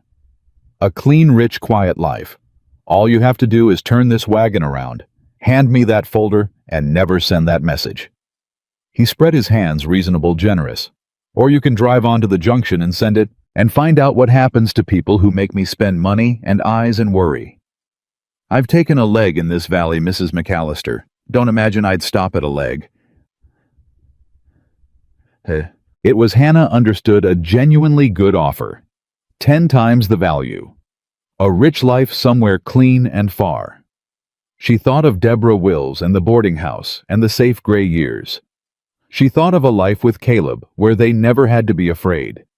And she thought of the loose saw guard and the 2 men who wouldn't testify because they had children, and the boy Tommy Rourke, who'd given his lunch to hungrier children through a whole hard winter and been called soft for it. That's a great deal of money, Hannah said. It is. More money than my husband and I would ever see otherwise. Considerably more. And all we'd have to do is let you have the water. She nodded slowly, as if turning it over. The water that half the valley drinks off. The water every small farmer downstream needs to keep his land alive. Once you own it outright with no upstream owner to say no, you can damn it, sell it, price it however you please. Every farmer in this valley would drink at your say-so and pay what you named or watch his fields die. She tilted her head. That's what I'd be selling, isn't it, Mr. Slade? Not just our creek, their throats. Every family in that valley's throat in your hand forever. Slade's smile did not waver, but something behind his eyes went cold and knowing. You're going to tell me you can't do that to them, he said. You're going to give me a speech about the small farmers. How noble. No. Hannah's answer was quiet, and it landed like a slap. I'm not going to give you a speech.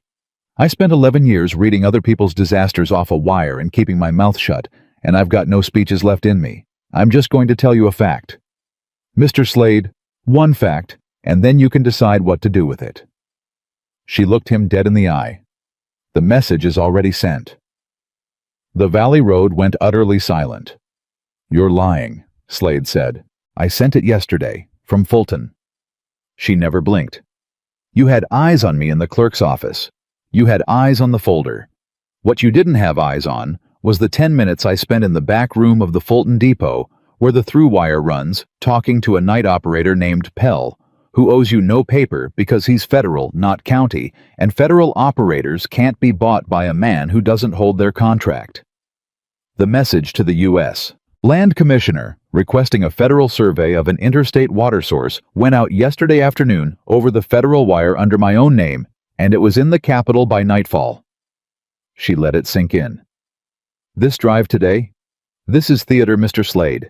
I'm not going to the junction to send anything. I already sent it. I'm going to the junction to meet the reply, which was waiting for me this morning when a rider brought it up from the depot, and which I have read, and which is in this folder. She patted the leather. You want to know what it says? A federal surveyor is already on the train. He'll be here inside a week. And when a federal surveyor stands on that high ridge and sees a creek crossing a territorial line, Amos Caro's signature stops mattering, and your money stops mattering, and 6 years of everything you built in the dark comes out into the daylight, where a federal commissioner can read it, same as I did. She had gambled everything on the bluff. Because it was a bluff, half a bluff. She had sent the message that part was true. She'd sent it from Fulton exactly as she'd said, having realized the moment she saw the folder that she'd never make it to the junction unwatched, and having done the smart thing. The invisible woman thing, the thing Slade never saw coming, because he was watching the folder and not the woman. But there'd been no reply yet. The reply wasn't in the folder. The folder held the survey records and nothing more. She was betting her life and Caleb's that Vernon Slade could not tell a true card from a bluffed one across a wagon's width of road. And Vernon Slade, who had bought a coroner and a judge, and half a town, who had taken a man's leg, and slept fine, after who had never in 6 years met a McAllister. He couldn't read, looked at the woman on the wagon seat with her steady hands and her steady eyes, and her flat, unhurried voice, and for the first time in 6 years, Vernon Slade could not tell. The silence stretched. A long 5 seconds. 10. You're bluffing, he said. But it came out a half second too slow, and they both heard it, and in that half second, Hannah McAllister knew she had won the hand. Then call it, she said softly. Ride to Fulton right now and wire the Capitol and ask whether a survey request came in from an H. McAllister yesterday afternoon. It'll take you 2 hours to get your answer, and by then I'll have driven to the junction and back and told 40 people what I told you, and it won't matter what the wire says because the whole valley will know the federal government is coming to look at Vernon Slade's water. The looking is the thing, Mr. Slade. You said it yourself 6 years ago. When you took my husband's leg in the dark was always the point. Well, she gathered the reins. The dark's over. Now move your men out of the road or drive over them. Caleb, I don't care which, but we're going to the junction, and we're going to be back by dark, because I have never once in my life not come back when I said I would. For a long, long moment, nobody moved. Then Vernon Slade, rich, patient, cruel.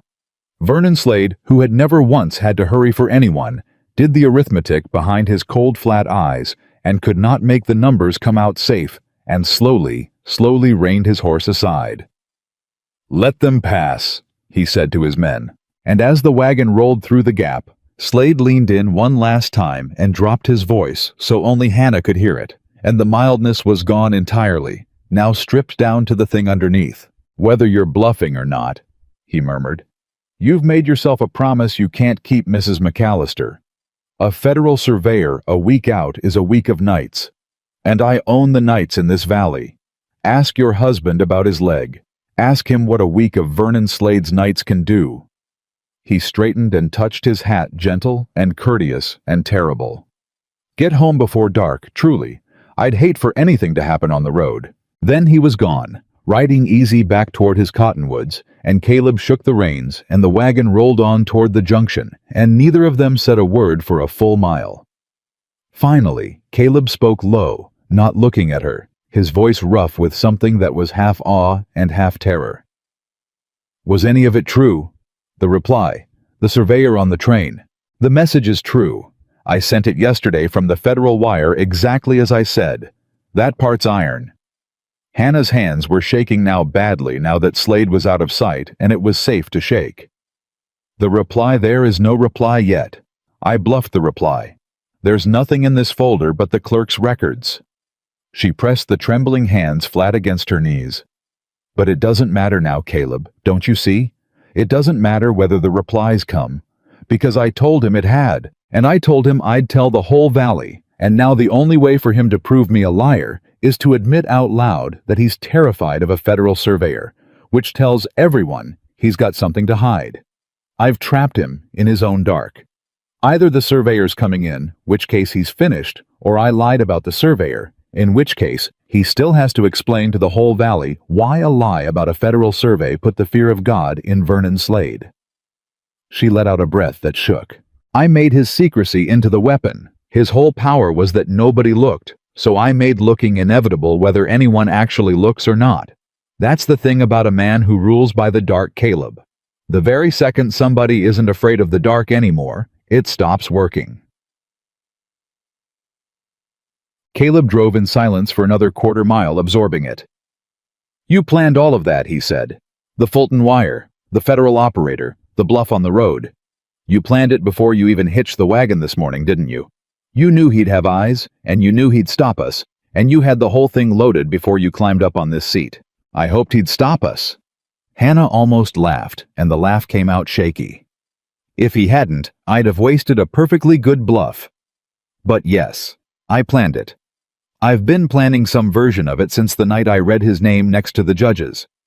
A man who reads the wire 11 years learns to have the message ready before the key ever clicks. She turned to look at him, pale and shaking, and burning-eyed, and entirely ferociously alive. But Caleb, he wasn't bluffing at the end. That last part he said to me. About the nights. About your leg. That was the one true thing he said the whole time, and it means the same thing your loose saw guard meant 4 years ago. Her voice dropped. We have a week, maybe, before a surveyor comes and it's finally out of the dark and into the light where he can't reach it. And Vernon Slade just promised me to my face that he owns every one of those nights in between. Caleb McAllister's hands tightened on the reins, and up ahead, the rail junction came into view against the flat, bright afternoon. And behind them, the mountain rose green and gold with the ranch and the barn and the wide porch step waiting on it. Everything they had, everything Slade wanted, everything that would have to be defended through a week of Vernon Slade's nights. Then we don't waste the week, Caleb said, and his voice had gone flat and hard, and certain the voice of a man who had built a life out of spite on one leg and was not about to lose it now. We send your message that's already sent from the Junction 2 to be sure. And then we go home. And we get ready. Because I've survived one of that man's nights before Hannah. I've got the hickory leg to prove it. He looked at her, and there was something in his weathered face she'd never seen there. Not spite, not stubbornness, but a fierce and settled joy, terrible and bright. But he made a mistake, same as he did the night of the fire. 4 years ago, he came at one man in the dark. This week he's coming at 2, and this time we'll be the ones who see him coming. Getting ready took the rest of that day and most of the next, and it did not look the way Caleb had imagined a war looked. He'd imagined guns.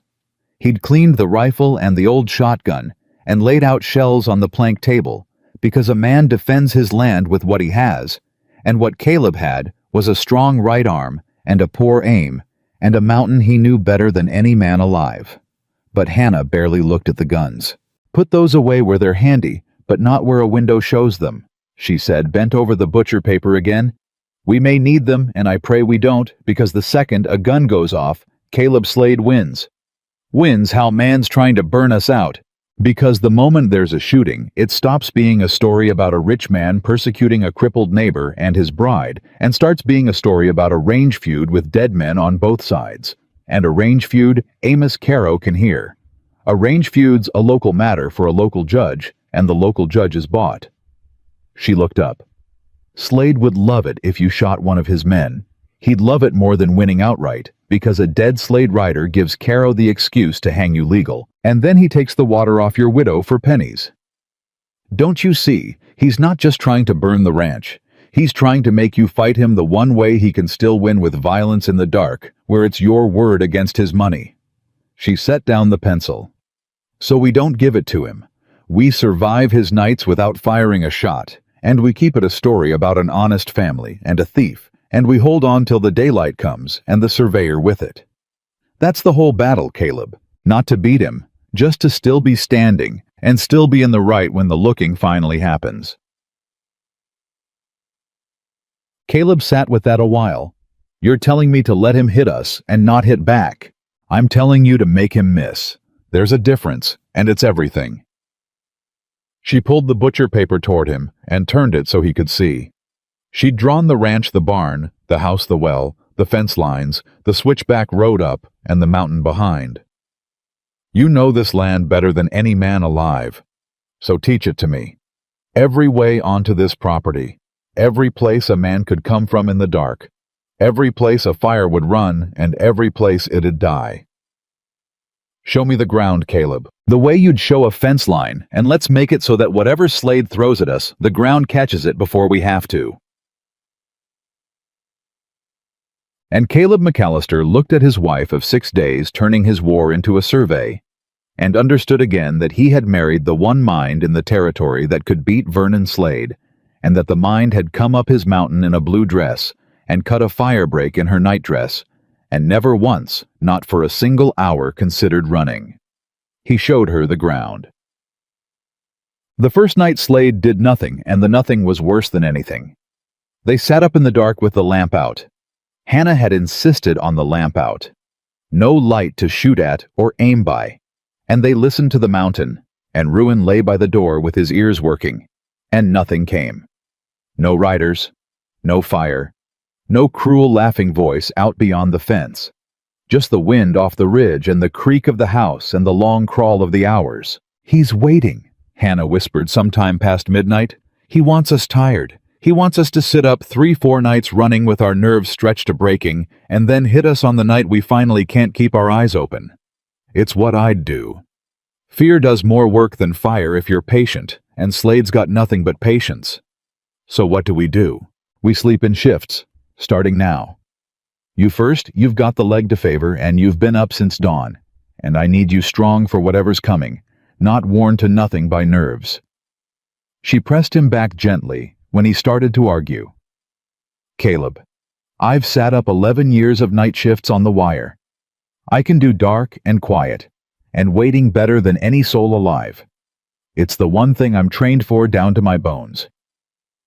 Let me take the first watch. I'll wake you at 3, and you take it to dawn, and we'll both have slept, and we'll both be sharp, and that's how you beat a man who's counting on you being tired." She looked at him in the dark. "Trust me to hold the watch. You trusted me with the whole war. Trust me with 3 hours of it." He trusted her. He slept. And Hannah McAllister sat the first watch of her marriage in the dark by the door, with the dog's head in her lap, and her husband breathing slow in the next room, and she was not afraid, and she watched the mountain, and somewhere out in Slade's dark, she knew a rich man was waiting for her to break. He was going to be waiting a long time. The second night they came, not with fire. Slade had learned from the fire that the McAllisters would fight it, that the woman would cut a break in her nightclothes, that fire on open ground could be beaten by 2 determined people who saw it coming. So the second night, Slade sent men to do the thing that fire couldn't, the thing that would break Caleb McAllister without a single flame. They came for the water. Ruin heard them first, came up off the floor with a low growl an hour before dawn, and Caleb, who had the watch, was at the window in an instant.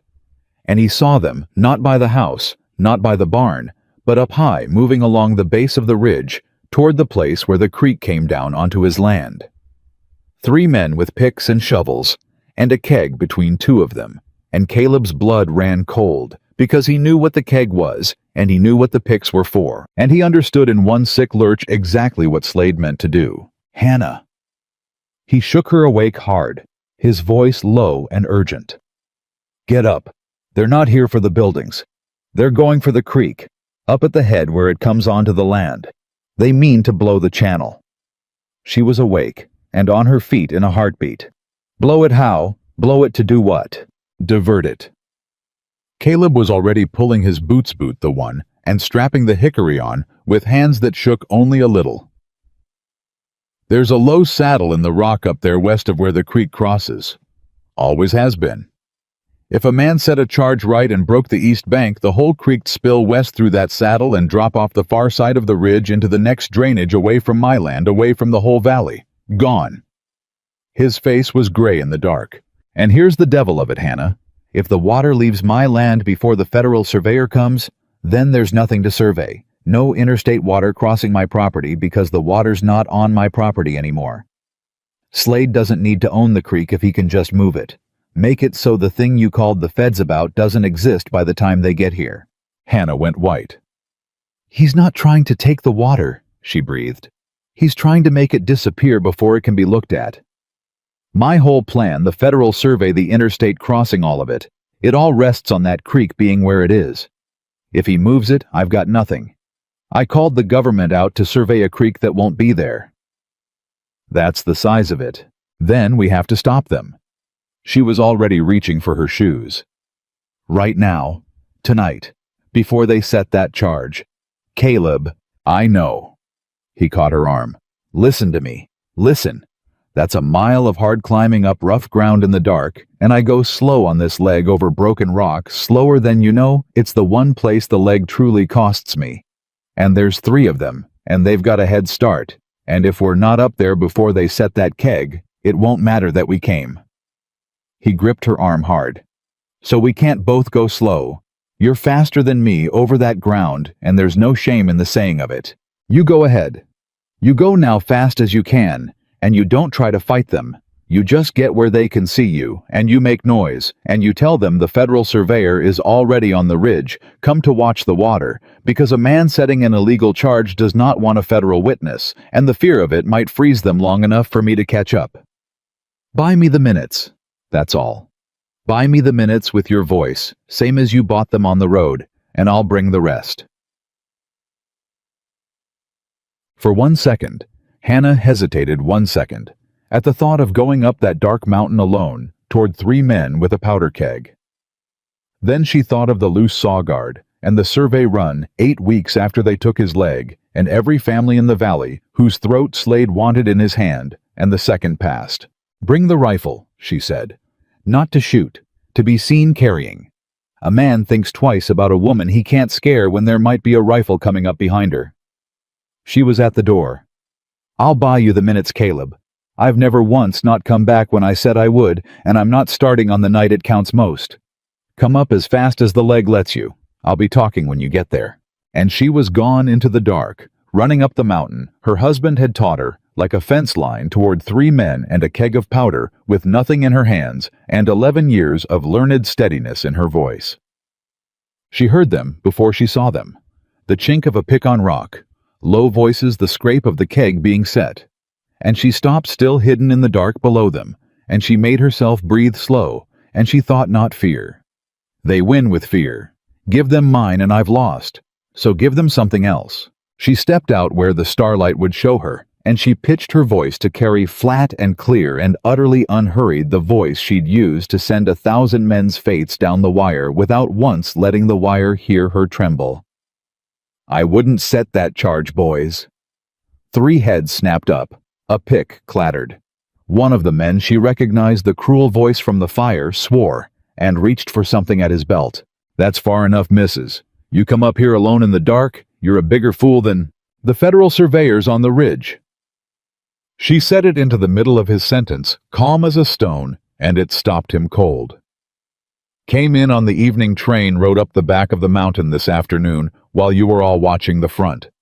He's camped on the high rock right now, not 400 yards from where you're standing, and he's got a glass and he's watching the water.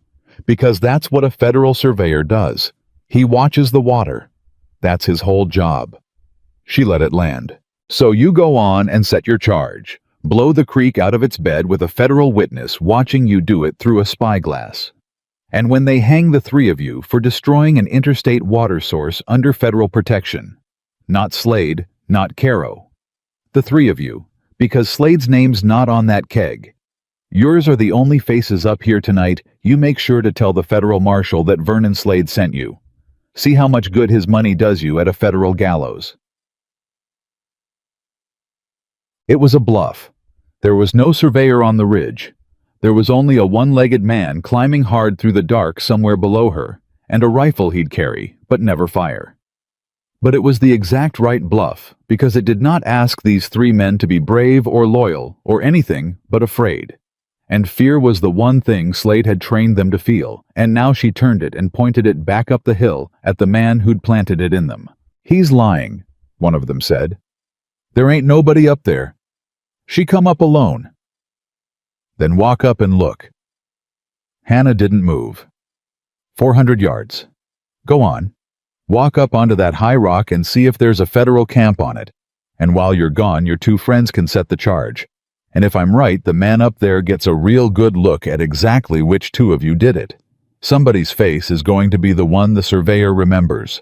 Which of you wants it to be his?" The three men looked at each other, and that was the crack she needed, that half-second of three men, each not wanting to be the face that hanged, and into that crack at the worst possible moment for Vernon.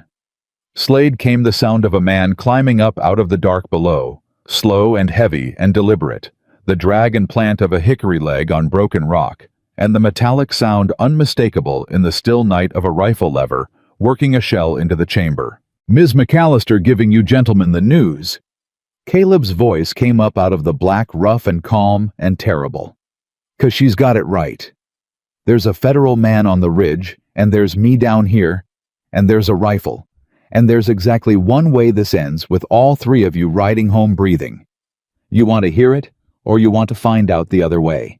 He came up level with Hannah out of the dark and stood beside her, a one-legged rancher and a telegraph girl, a rifle held plain across his chest, the pair of them facing down three armed men and a keg of powder in the hour before dawn, and Vernon Slade's three hired hands who had come up that mountain, certain of the dark and certain of the fear, found the dark full of federal witnesses, and the fear pointing the wrong way, and did the arithmetic same as Slade had done it on the road, and could not make it come out safe. "Leave the keg," Caleb said. "Leave the picks.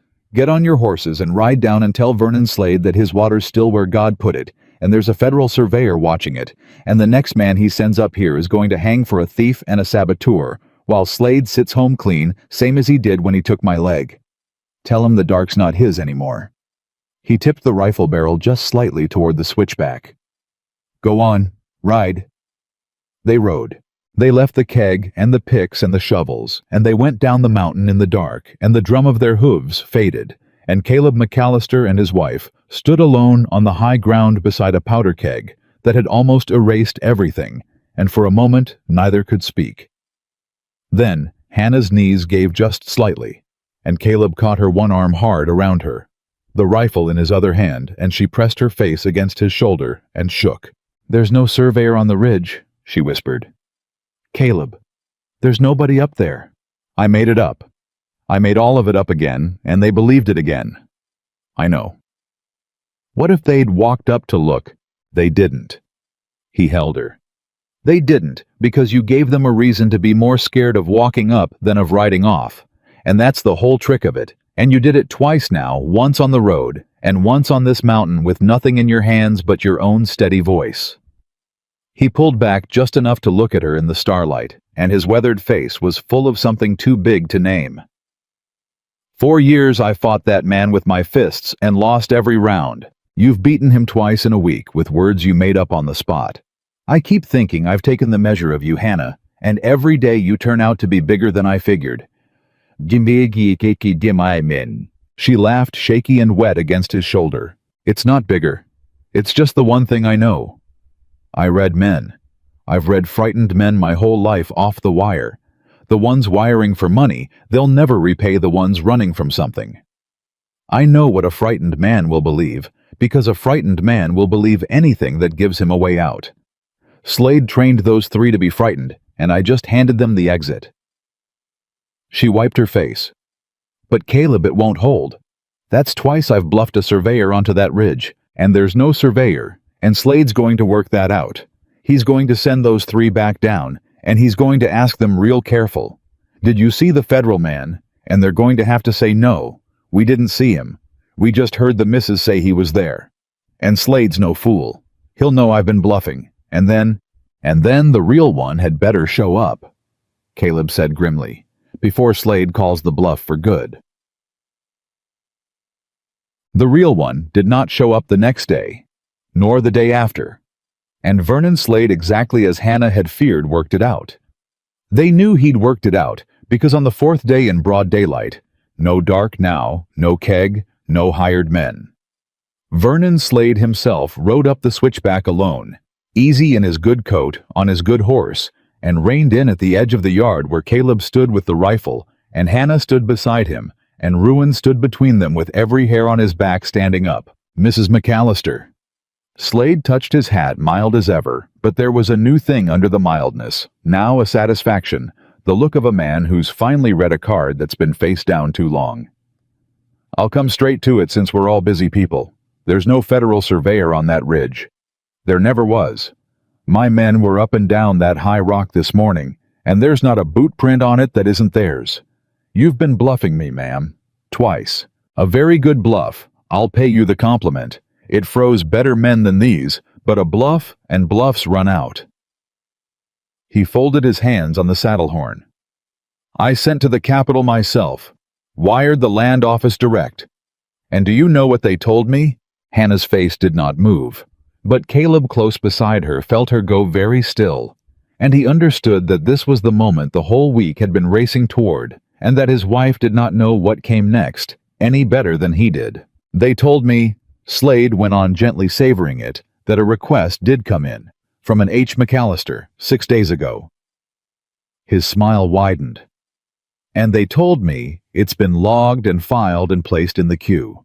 The queue, Mrs. McAllister. Do you know how long the queue is at the Federal Land Office? A survey request for a minor interstate water source in a territory nobody in the Capitol's ever heard of." He let it hang. "Months. It could be months. It could be next spring before a federal surveyor ever climbs that ridge, if he ever does at all. You didn't call down the government on me, ma'am. You mailed a letter into a very deep drawer." He gathered his reins. "So here's where we are. There's no surveyor coming, not for months, and I own every night between now and whenever he does.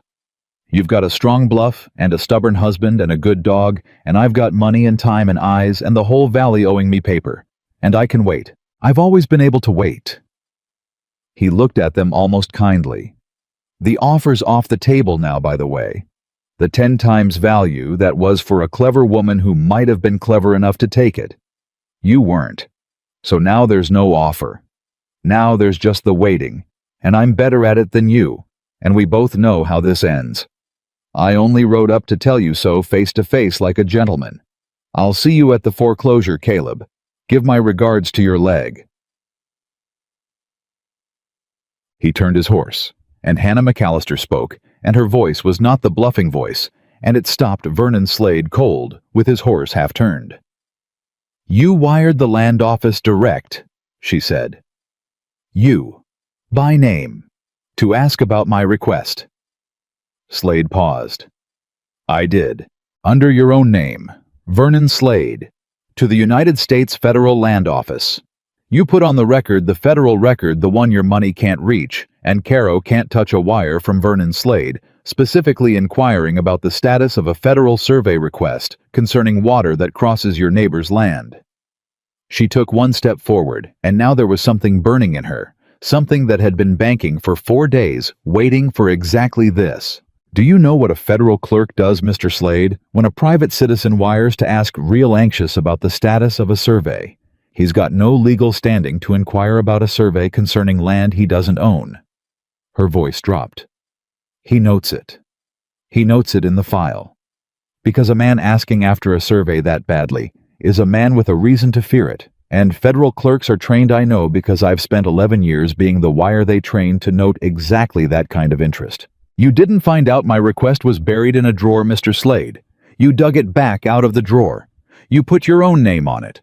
You told the federal government in writing over a wire, even I can't unsend that Vernon Slade is afraid of what a surveyor might find on that creek." She smiled, and it was the hardest, coldest, most joyful smile Caleb had ever seen on her. A request from an H. McAllister might sit in a queue for months, but an inquiry from the interested party from the rich neighbor who's not supposed to care that gets a survey moved to the front of the line. You didn't bury my letter, Vernon. You just signed your name to the thing that pulls it out of the drawer. You did in one anxious wire what I couldn't have done in a year of waiting. You called the surveyor down on yourself. The yard went utterly silent. Vernon Slade sat his horse, and the mild satisfaction drained out of his face, drop by drop, as he did the arithmetic. The arithmetic he could not make come out safe, could not make come out anything, but exactly what she'd said, and for the first time in 6 years, the first time in the whole long war, Vernon Slade looked afraid. "You're bluffing," he said, but it was hollow now and old, and it convinced no one, least of all himself. "Maybe," Hannah said softly. "I've bluffed you twice this week, and you know it, so maybe I'm bluffing a third time. Or maybe I spent 11 years on the inside of exactly the kind of office you just wired, and I know precisely what happens to a file when the guilty party can't keep his hands off it. You want to find out which—" She tucked her arm through Caleb's. "You wired them once, Mr. Slade. Wire them again. Ask them now today whether that request's still at the back of the queue, or whether a certain inquiry from a certain interested party bumped it clear to the front. Go on. You've got the wire. You've got the money. Ask." She held his eyes. "And whatever they tell you, remember that you're the one who moved it. Not me. You. You beat yourself, Vernon, the day you couldn't stand not knowing. The day the dark stopped being enough for you, and you had to step into the light and ask." For a long, long moment, Vernon Slade did not move, and the whole war hung in the balance of a rich man's face. Then, without another word, he wheeled his horse and rode down the mountain fast, faster than a man rides who's got all the time in the world. Fast. In fact, like a man in a sudden and terrible hurry. And Caleb McAllister watched the richest man in the valley flee his own foreclosure threat down the switchback at a gallop and turn to his wife and could barely find his voice. "Was that one true?" he asked. The clerk noting his name. The survey getting bumped. Any of it? Hannah watched Slade's dust settle on the road below, and she was quiet a moment. "I don't know," she said honestly. "It might be. Federal clerks do note interested parties, that part's true. I've done it myself. Whether it bumps his file to the front, whether the surveyor's a month out or a year, I truly don't know, Caleb. I made the certainty up. Same as the ridge." She let out a long breath. "But look at him ride. Look at him." Slade was a small fleeing shape on the valley road now. A man who was sure I was bluffing doesn't ride like that. He rides like a man who just realized he can't be sure anymore that he handed me a real weapon when he wired his own name in, and now he's got to find out how sharp it is, and the finding out is going to eat him alive. She turned to Caleb, pale and spent and burning. "I don't know if I beat him, but I know he's not sure he beat me, and for a man like Slade, who's been sure of everything for 6 years, that not being sure is going to cost him more sleep than it costs us. The dark was always his. I just gave him a taste of what it's like to lie awake in it wondering. Let's see how he likes his own medicine." And down in the valley, riding hard for the federal wire to ask a question he was suddenly desperate and terrified to have answered, Vernon Slade discovered that he did not like it at all. Slade did not like his own medicine, and he could not stop swallowing it. That was the thing Hannah had understood, and he had not, that a man who's ruled by certainty for 6 years has no muscle for doubt, no callous against it, and the first real doubt goes into him like a fever. He wired the land office again. Of course he did. He couldn't not. And the answer he got back was the worst possible kind, because it was no answer at all. The clerk confirmed only that the McAllister request was logged, that an inquiry from a V.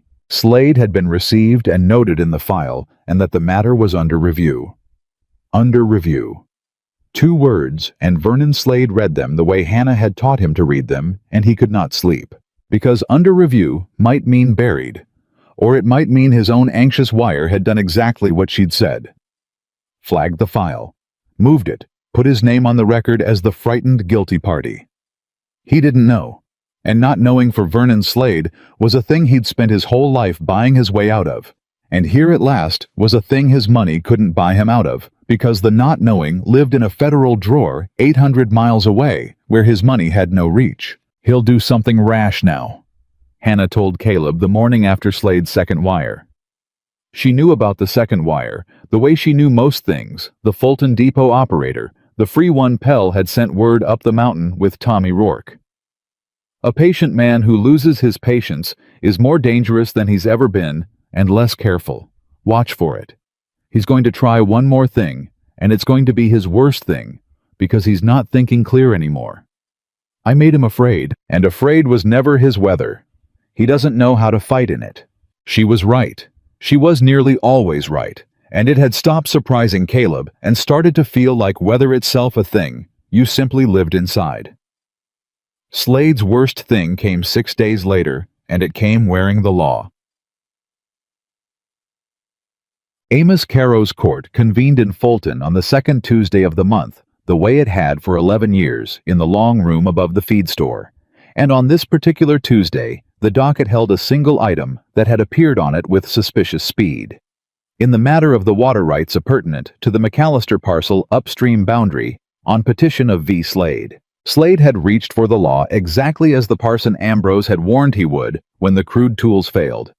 He had gone to his bought judge in his bought court to have Caleb's water rights voided on a technicality of filing a claim that McAllister's original deed had never properly recorded the upstream water appurtenance, and that absent that recording the rights, reverted to the valley's principal downstream holder. Vernon Slade. It was clever. It was, Hannah admitted when she read the filing. Pell smuggled up to them, genuinely clever. The last clever thing of a frightened man reaching past all the schemes that had failed to the one weapon he still fully owned. Because Caro would rule for him. Caro would rule for him inside of 10 minutes, and once Caro ruled, the water was Slade's by law, and then it didn't matter what a federal surveyor found next spring, because the local ruling would already stand, and the water would already be diverted, and the whole thing would be years in the untangling years the McAllisters didn't have. He's going to win it in Caro's court, Caleb said flatly, reading over her shoulder. You said yourself we could never beat him there. The bench was bought before I threw the first punch. I did say that. Hannah was very still, reading the filing a third time. And it's true. We can't beat him in Caro's court. She looked up. So we're not going to be in Caro's court. Hannah, there's a summons. We're ordered to appear Tuesday. If we don't show, he wins by default, and if we do show, he wins by Caro. There's no... We're going to appear. She set the paper down. We're going to appear, and we're going to lose, and it's going to be the best thing that ever happened to us. She turned to him, and there was that burning again, the thing that came into her when she saw the whole board while everyone else saw pieces. Caleb, listen to me. Slade's made one last mistake, and it's the biggest one yet, and he can't even see it, because he's too afraid to see straight anymore. He's put it in a courtroom, with a docket, with a record, with witnesses and testimony taken down by a clerk. She leaned in. For 6 years the whole strength of Vernon Slade was the dark. No record, no witnesses. A loose saw guard nobody would swear to. A survey in the shadows. A fire at midnight. Everything he ever did to you he did, where there was no paper. And now that he's frightened, now that he's lost his patience, he's going to stand up in a lit room in front of a clerk and a docket and put it on the record. He's going to make Amos Caro rule out loud in writing in a matter where the judge's own signature is already on Slade's illegal survey. Her voice dropped to almost nothing. He's about to create the one thing a federal review needs and never had. Proof. A written record of a bought judge ruling for the man who bought him. And he's going to hand it to us in open court and call it winning. Caleb stared at her. You want him to win in Caro's court. I want him to win loud, on paper, with Caro's name on the ruling and Slade's name on the petition, and the whole crooked machine running in daylight where it's finally written down. She gathered the filing. A federal reviewer looking at this case next spring sees nothing but a valley squabble, one man's word against another's, no proof of anything. But a federal reviewer looking at a court record where Judge Amos Caro, whose signature is already on Slade's 4-year-old illegal survey, which I have in that leather folder certified copy, where that same judge rules to strip a crippled veteran's water rights on a filing technicality and hand them to the very man whose survey he witnessed. She smiled that cold, burning smile. That's not a squabble anymore, Caleb. That's a pattern. That's a corrupt bench documented on the federal record with the judge's own signature tying the two halves together.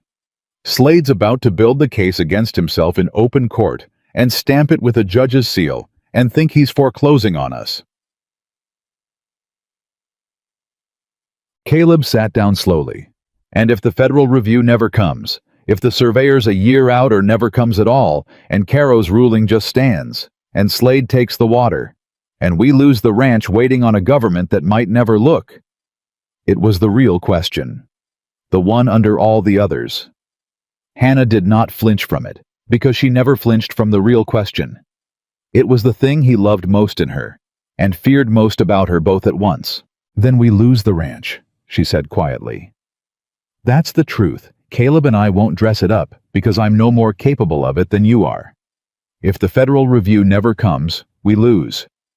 The bluff on the road, the bluff on the ridge, the whole of it, it was all buying time, and time runs out, and there was never any guarantee the government would come before it did. She reached across and took his rough hand in both of hers. I married a man who led with his ugliest truth, so I'll lead with mine. I don't know that we win this. I've made it more likely than it was. I've turned every one of Slade's strengths into a weakness one at a time, and I've made a frightened man do half our work for us. But I can't promise you the ending. Nobody could. All I can promise is that if we go down, we go down, having forced it into the light, having made the record, having made it so that even if Vernon Slade takes this water, he can never again take anything in the dark, because the dark's been broken open and it can't be closed. Her hands tightened on his. That's the fight I brought up this mountain. Not a guaranteed win. An honest fight fought in the open with everything face up. It's the only kind either of us knows how to fight. And I'd rather lose it with you than win any other kind with anyone else. Caleb McAllister looked at his wife 3 weeks married now, the telegraph girl who'd cut a fire break in her nightdress and bluffed a powder keg off his mountain, and turned a rich man's certainty into a fever. And he understood that she'd just told him they might lose everything, and that it was the most honest thing anyone had ever said to him, and that he had never loved another living soul the way he loved her in that moment. Then we go to court Tuesday, he said, and we lose loud. We lose loud. She almost smiled. And Caleb, one more thing. When we go, I want the whole valley there. Every small farmer downstream. Every family that drinks off that creek. I want the room packed. Because Slade's counting on an empty courtroom the way he's always counted on empty dark. And a bought judge rules a lot bolder in an empty room than a full one. She stood. Tommy Rourke's going to ride the valley for me. That boy gave his lunch to hungry children all winter. Let's see what he can do with a real errand. By Tuesday, I want every soul in that valley to know that Vernon Slade is trying to take their water, and that they can come watch him do it. Let Caro rule for Slade in front of every family he's about to make drink at Slade's price. Let him do it to their faces. Yakutang.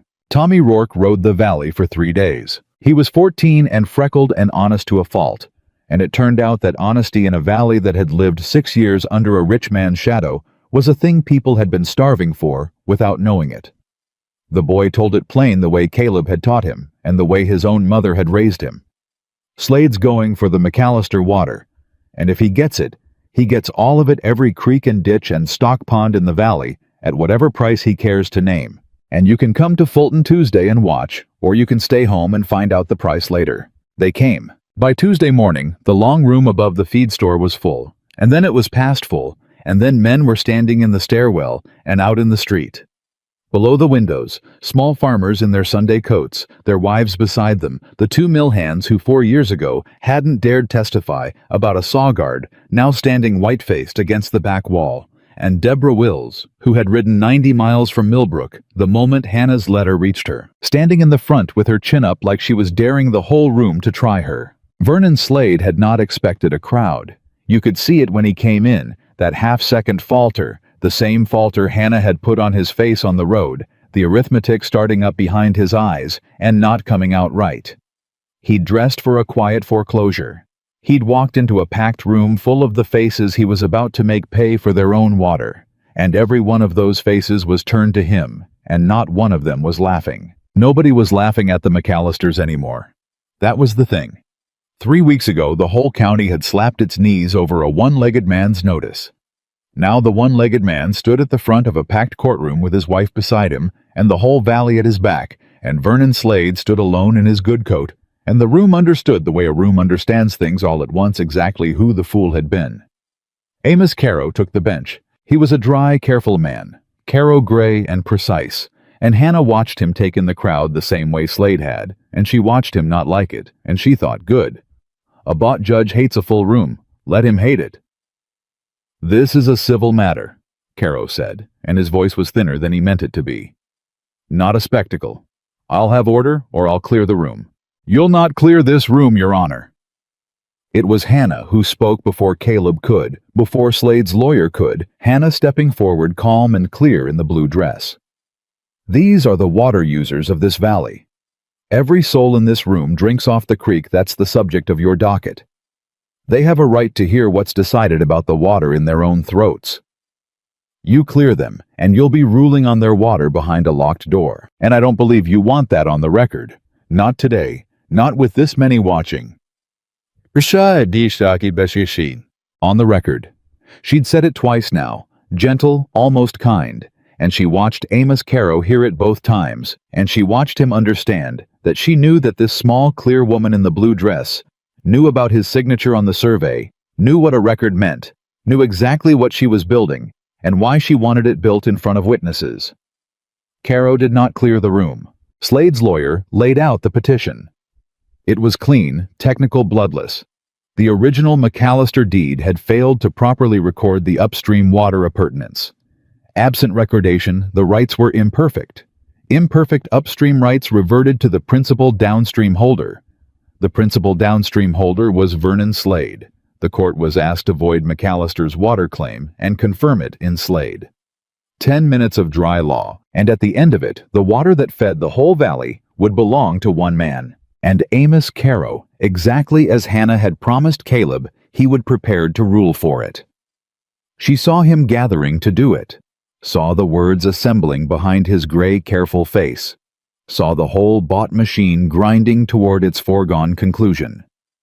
Then Hannah McAllister asked to be heard, and Caro in a full room with the valley, watching, unable to refuse a wife the right to speak for her husband's land, without it looking exactly like what it was. Let her speak. "I'll be brief, Your Honor." She did not raise her voice. She never needed to. 11 years on the wire had taught her that the quietest voice in a room is the one everyone strains to hear. Mr. Slade's petition rests on a filing technicality, a defect in how my husband's deed recorded the water. And I'll grant it, Your Honor. I'll grant the whole of it. The recordation may well be imperfect. My husband bought that land at 22 with more grit than lawyering, and I don't doubt the paperwork's got holes. She let that land let Slade's lawyer relax, let Slade himself lean back, thinking she'd conceded. But I'd ask the court one question before it rules, and I'd ask it be entered in the record, since we're all so concerned with what's properly recorded today. She turned not to Caro, but to the room. The creek in question crosses a territorial line up on the high ridge north of my husband's fence before it drops back onto his land. That makes it an interstate water source. And an interstate water source, Your Honor, isn't a valley matter, and it isn't a territorial matter. It's a federal matter, under the jurisdiction of the United States Land Office, which has no bearing on this court's authority over the land, but which means this court has no authority whatsoever over the water. She turned back to Caro, and now her voice was very soft and very clear, and it carried to every corner of that packed and silent room. "You can rule on my husband's deed all day, Your Honor. But the moment you rule on the water, the moment you void a federal water right in a territorial court that has no jurisdiction over it, you're not making a decision. You're committing an act that a federal reviewer will one day read as a territorial judge knowingly exceeding his authority to benefit a private party." A breath.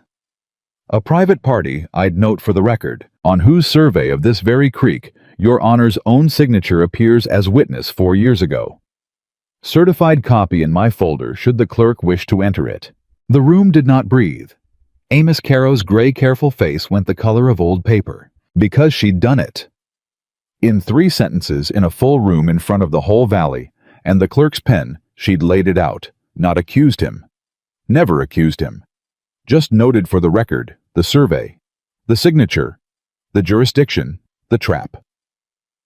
She'd told him in language only he and Slade, and she fully understood that if he ruled for Slade today, he would be putting his own name a second time on the same crooked scheme in writing in a court record, in a matter he had no jurisdiction to touch in front of 100 witnesses, and that somewhere in a federal drawer, a survey request bearing Vernon Slade's own anxious inquiry was already maybe under review. She'd given Amos Caro a choice.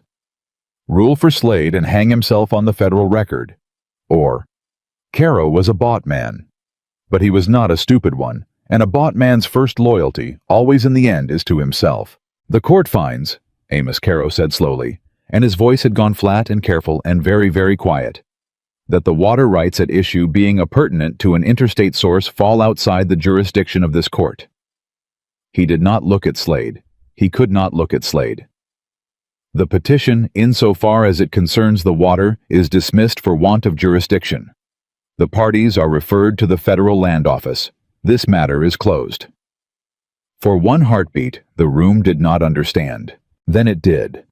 And the sound that went up from 100 small farmers who'd come to watch their water taken and had instead watched it saved that sound. Caleb McAllister would tell Hannah, years later, was the finest thing he ever heard in his life. Finer than her voice off the wire. Finer than 4 words on a telegram. A sound like a valley remembering it was allowed to breathe. Vernon Slade came to his feet. "Your Honor." His voice cracked, and everyone heard it crack. The smooth, patient certainty gone entirely now, stripped down to a frightened rich man in a room full of people who'd just watched him lose. "Your Honor, you can't the deed, the recordation defect we've established. I've ruled Mr. Slade." Caro gathered his papers and would not meet the man's eyes, because Caro had just chosen himself over Slade the way bought men always do in the end, and both of them knew it, and it was the loneliest kind of betrayal, the kind with no witnesses that mattered, and no recourse at all. "Take it to the federal office if you've the standing, though I'd think carefully were I you about inviting federal eyes onto that creek." A pause dry as dust. Some men are better served by the matter simply ending. Courts adjourned, and Vernon Slade, who had bought a coroner and a judge and half a valley, who had taken a man's leg in the dark and slept fine, who had ruled 6 years by the simple law that nobody would ever look too close. Vernon Slade stood alone in a room that had finally looked and found that his money had bought him a judge who would abandon him the instant the looking started, and that he had in the end, exactly as Hannah had promised, beaten himself. He never took the water. He never took the ranch. The federal surveyor came the following spring, whether bumped forward by Slade's own anxious wire or simply arrived in its slow season. Hannah never knew, and said it didn't matter, and stood on the high ridge and confirmed the interstate crossing, and confirmed Caleb McAllister's upstream rights under federal protection, permanent and unbreakable, beyond the reach of any territorial court or any rich man's money for all time. And with the federal record open, the old survey surfaced and Caro's signature on it. And though nothing was ever proven about a saw guard 4 years gone, the judge did not ride the circuit much longer after that. And Vernon Slade's grip on the valley, which had been built entirely of dark, came apart in the daylight, one creditor and one freed farmer at a time. But that was later. The morning after the courtroom, Caleb McAllister woke before dawn out of old habit and reached for the rifle that had leaned by the bed for 3 weeks, and then remembered he didn't need it, and lay still a moment in the gray light, listening to his wife breathe beside him, and understood that the war was over, and he had lived through it, and he was not alone. He got up quiet and made the coffee and carried 2 cups out to the wide porch step he had built with his own 2 hands and 1 good leg, the step he'd sat on the one side of for 3 years, telling himself he was a fool. Hannah came out a few minutes later, wrapped in a shawl against the mountain cool, and sat down beside him on the side that had been empty. Ruin climbed up and lay across both their feet. And the sun came up over the ridge the way it had come up 10,000 times, before Caleb ever built the step, and would come up 10,000 times after, and for the first time in his life, Caleb McAllister watched it come up next to someone. "You know what he never understood," Hannah said after a while, her hands around the warm cup. "Slade, 6 years and he never understood the one thing." "What's that?" "That the dark only has power over people who've got something to hide in it." She leaned into his shoulder. "You never had anything to hide. That's why he could never truly beat you even before I came, even when you were losing every round. He kept trying to drag you into the dark, and you kept standing in the light saying, 'Here I am, 1 leg, 300 acres. I do not pretend to be what I am not.' You'd already done the thing he was threatening to do to you. You'd already exposed yourself, on purpose in a newspaper, to the whole Laughing County. There was nothing left he could reveal. You'd taken the weapon out of his hand 4 years before he ever knew he'd lost it." She turned her face up to him. "That notice everyone laughed at. That was the bravest thing I ever heard of a man doing. You stood in the light before you had any reason to believe the light would be kind, and I read it 90 miles away, and I thought there's a man who can't be blackmailed because he's already told the truth. There's the only safe man in the world, the honest one." Caleb was quiet a long moment, watching the light come up the mountain. "I put the leg first because I thought no one would answer," he said. "I truly did. I thought I'd tell the ugliest truth I had and prove to myself one last time that honesty gets a man nothing, and then I'd stop hoping and I'd be able to bear the rest of my life alone." He turned to her, and instead, one person in the whole county answered, and it was the one person who'd spent 11 years learning to tell truth from lies. "And she came up my mountain and cut a fire break in her nightdress and beat a rich man with words she made up on a wagon seat and never once, not for 1 hour, considered running." His voice went rough.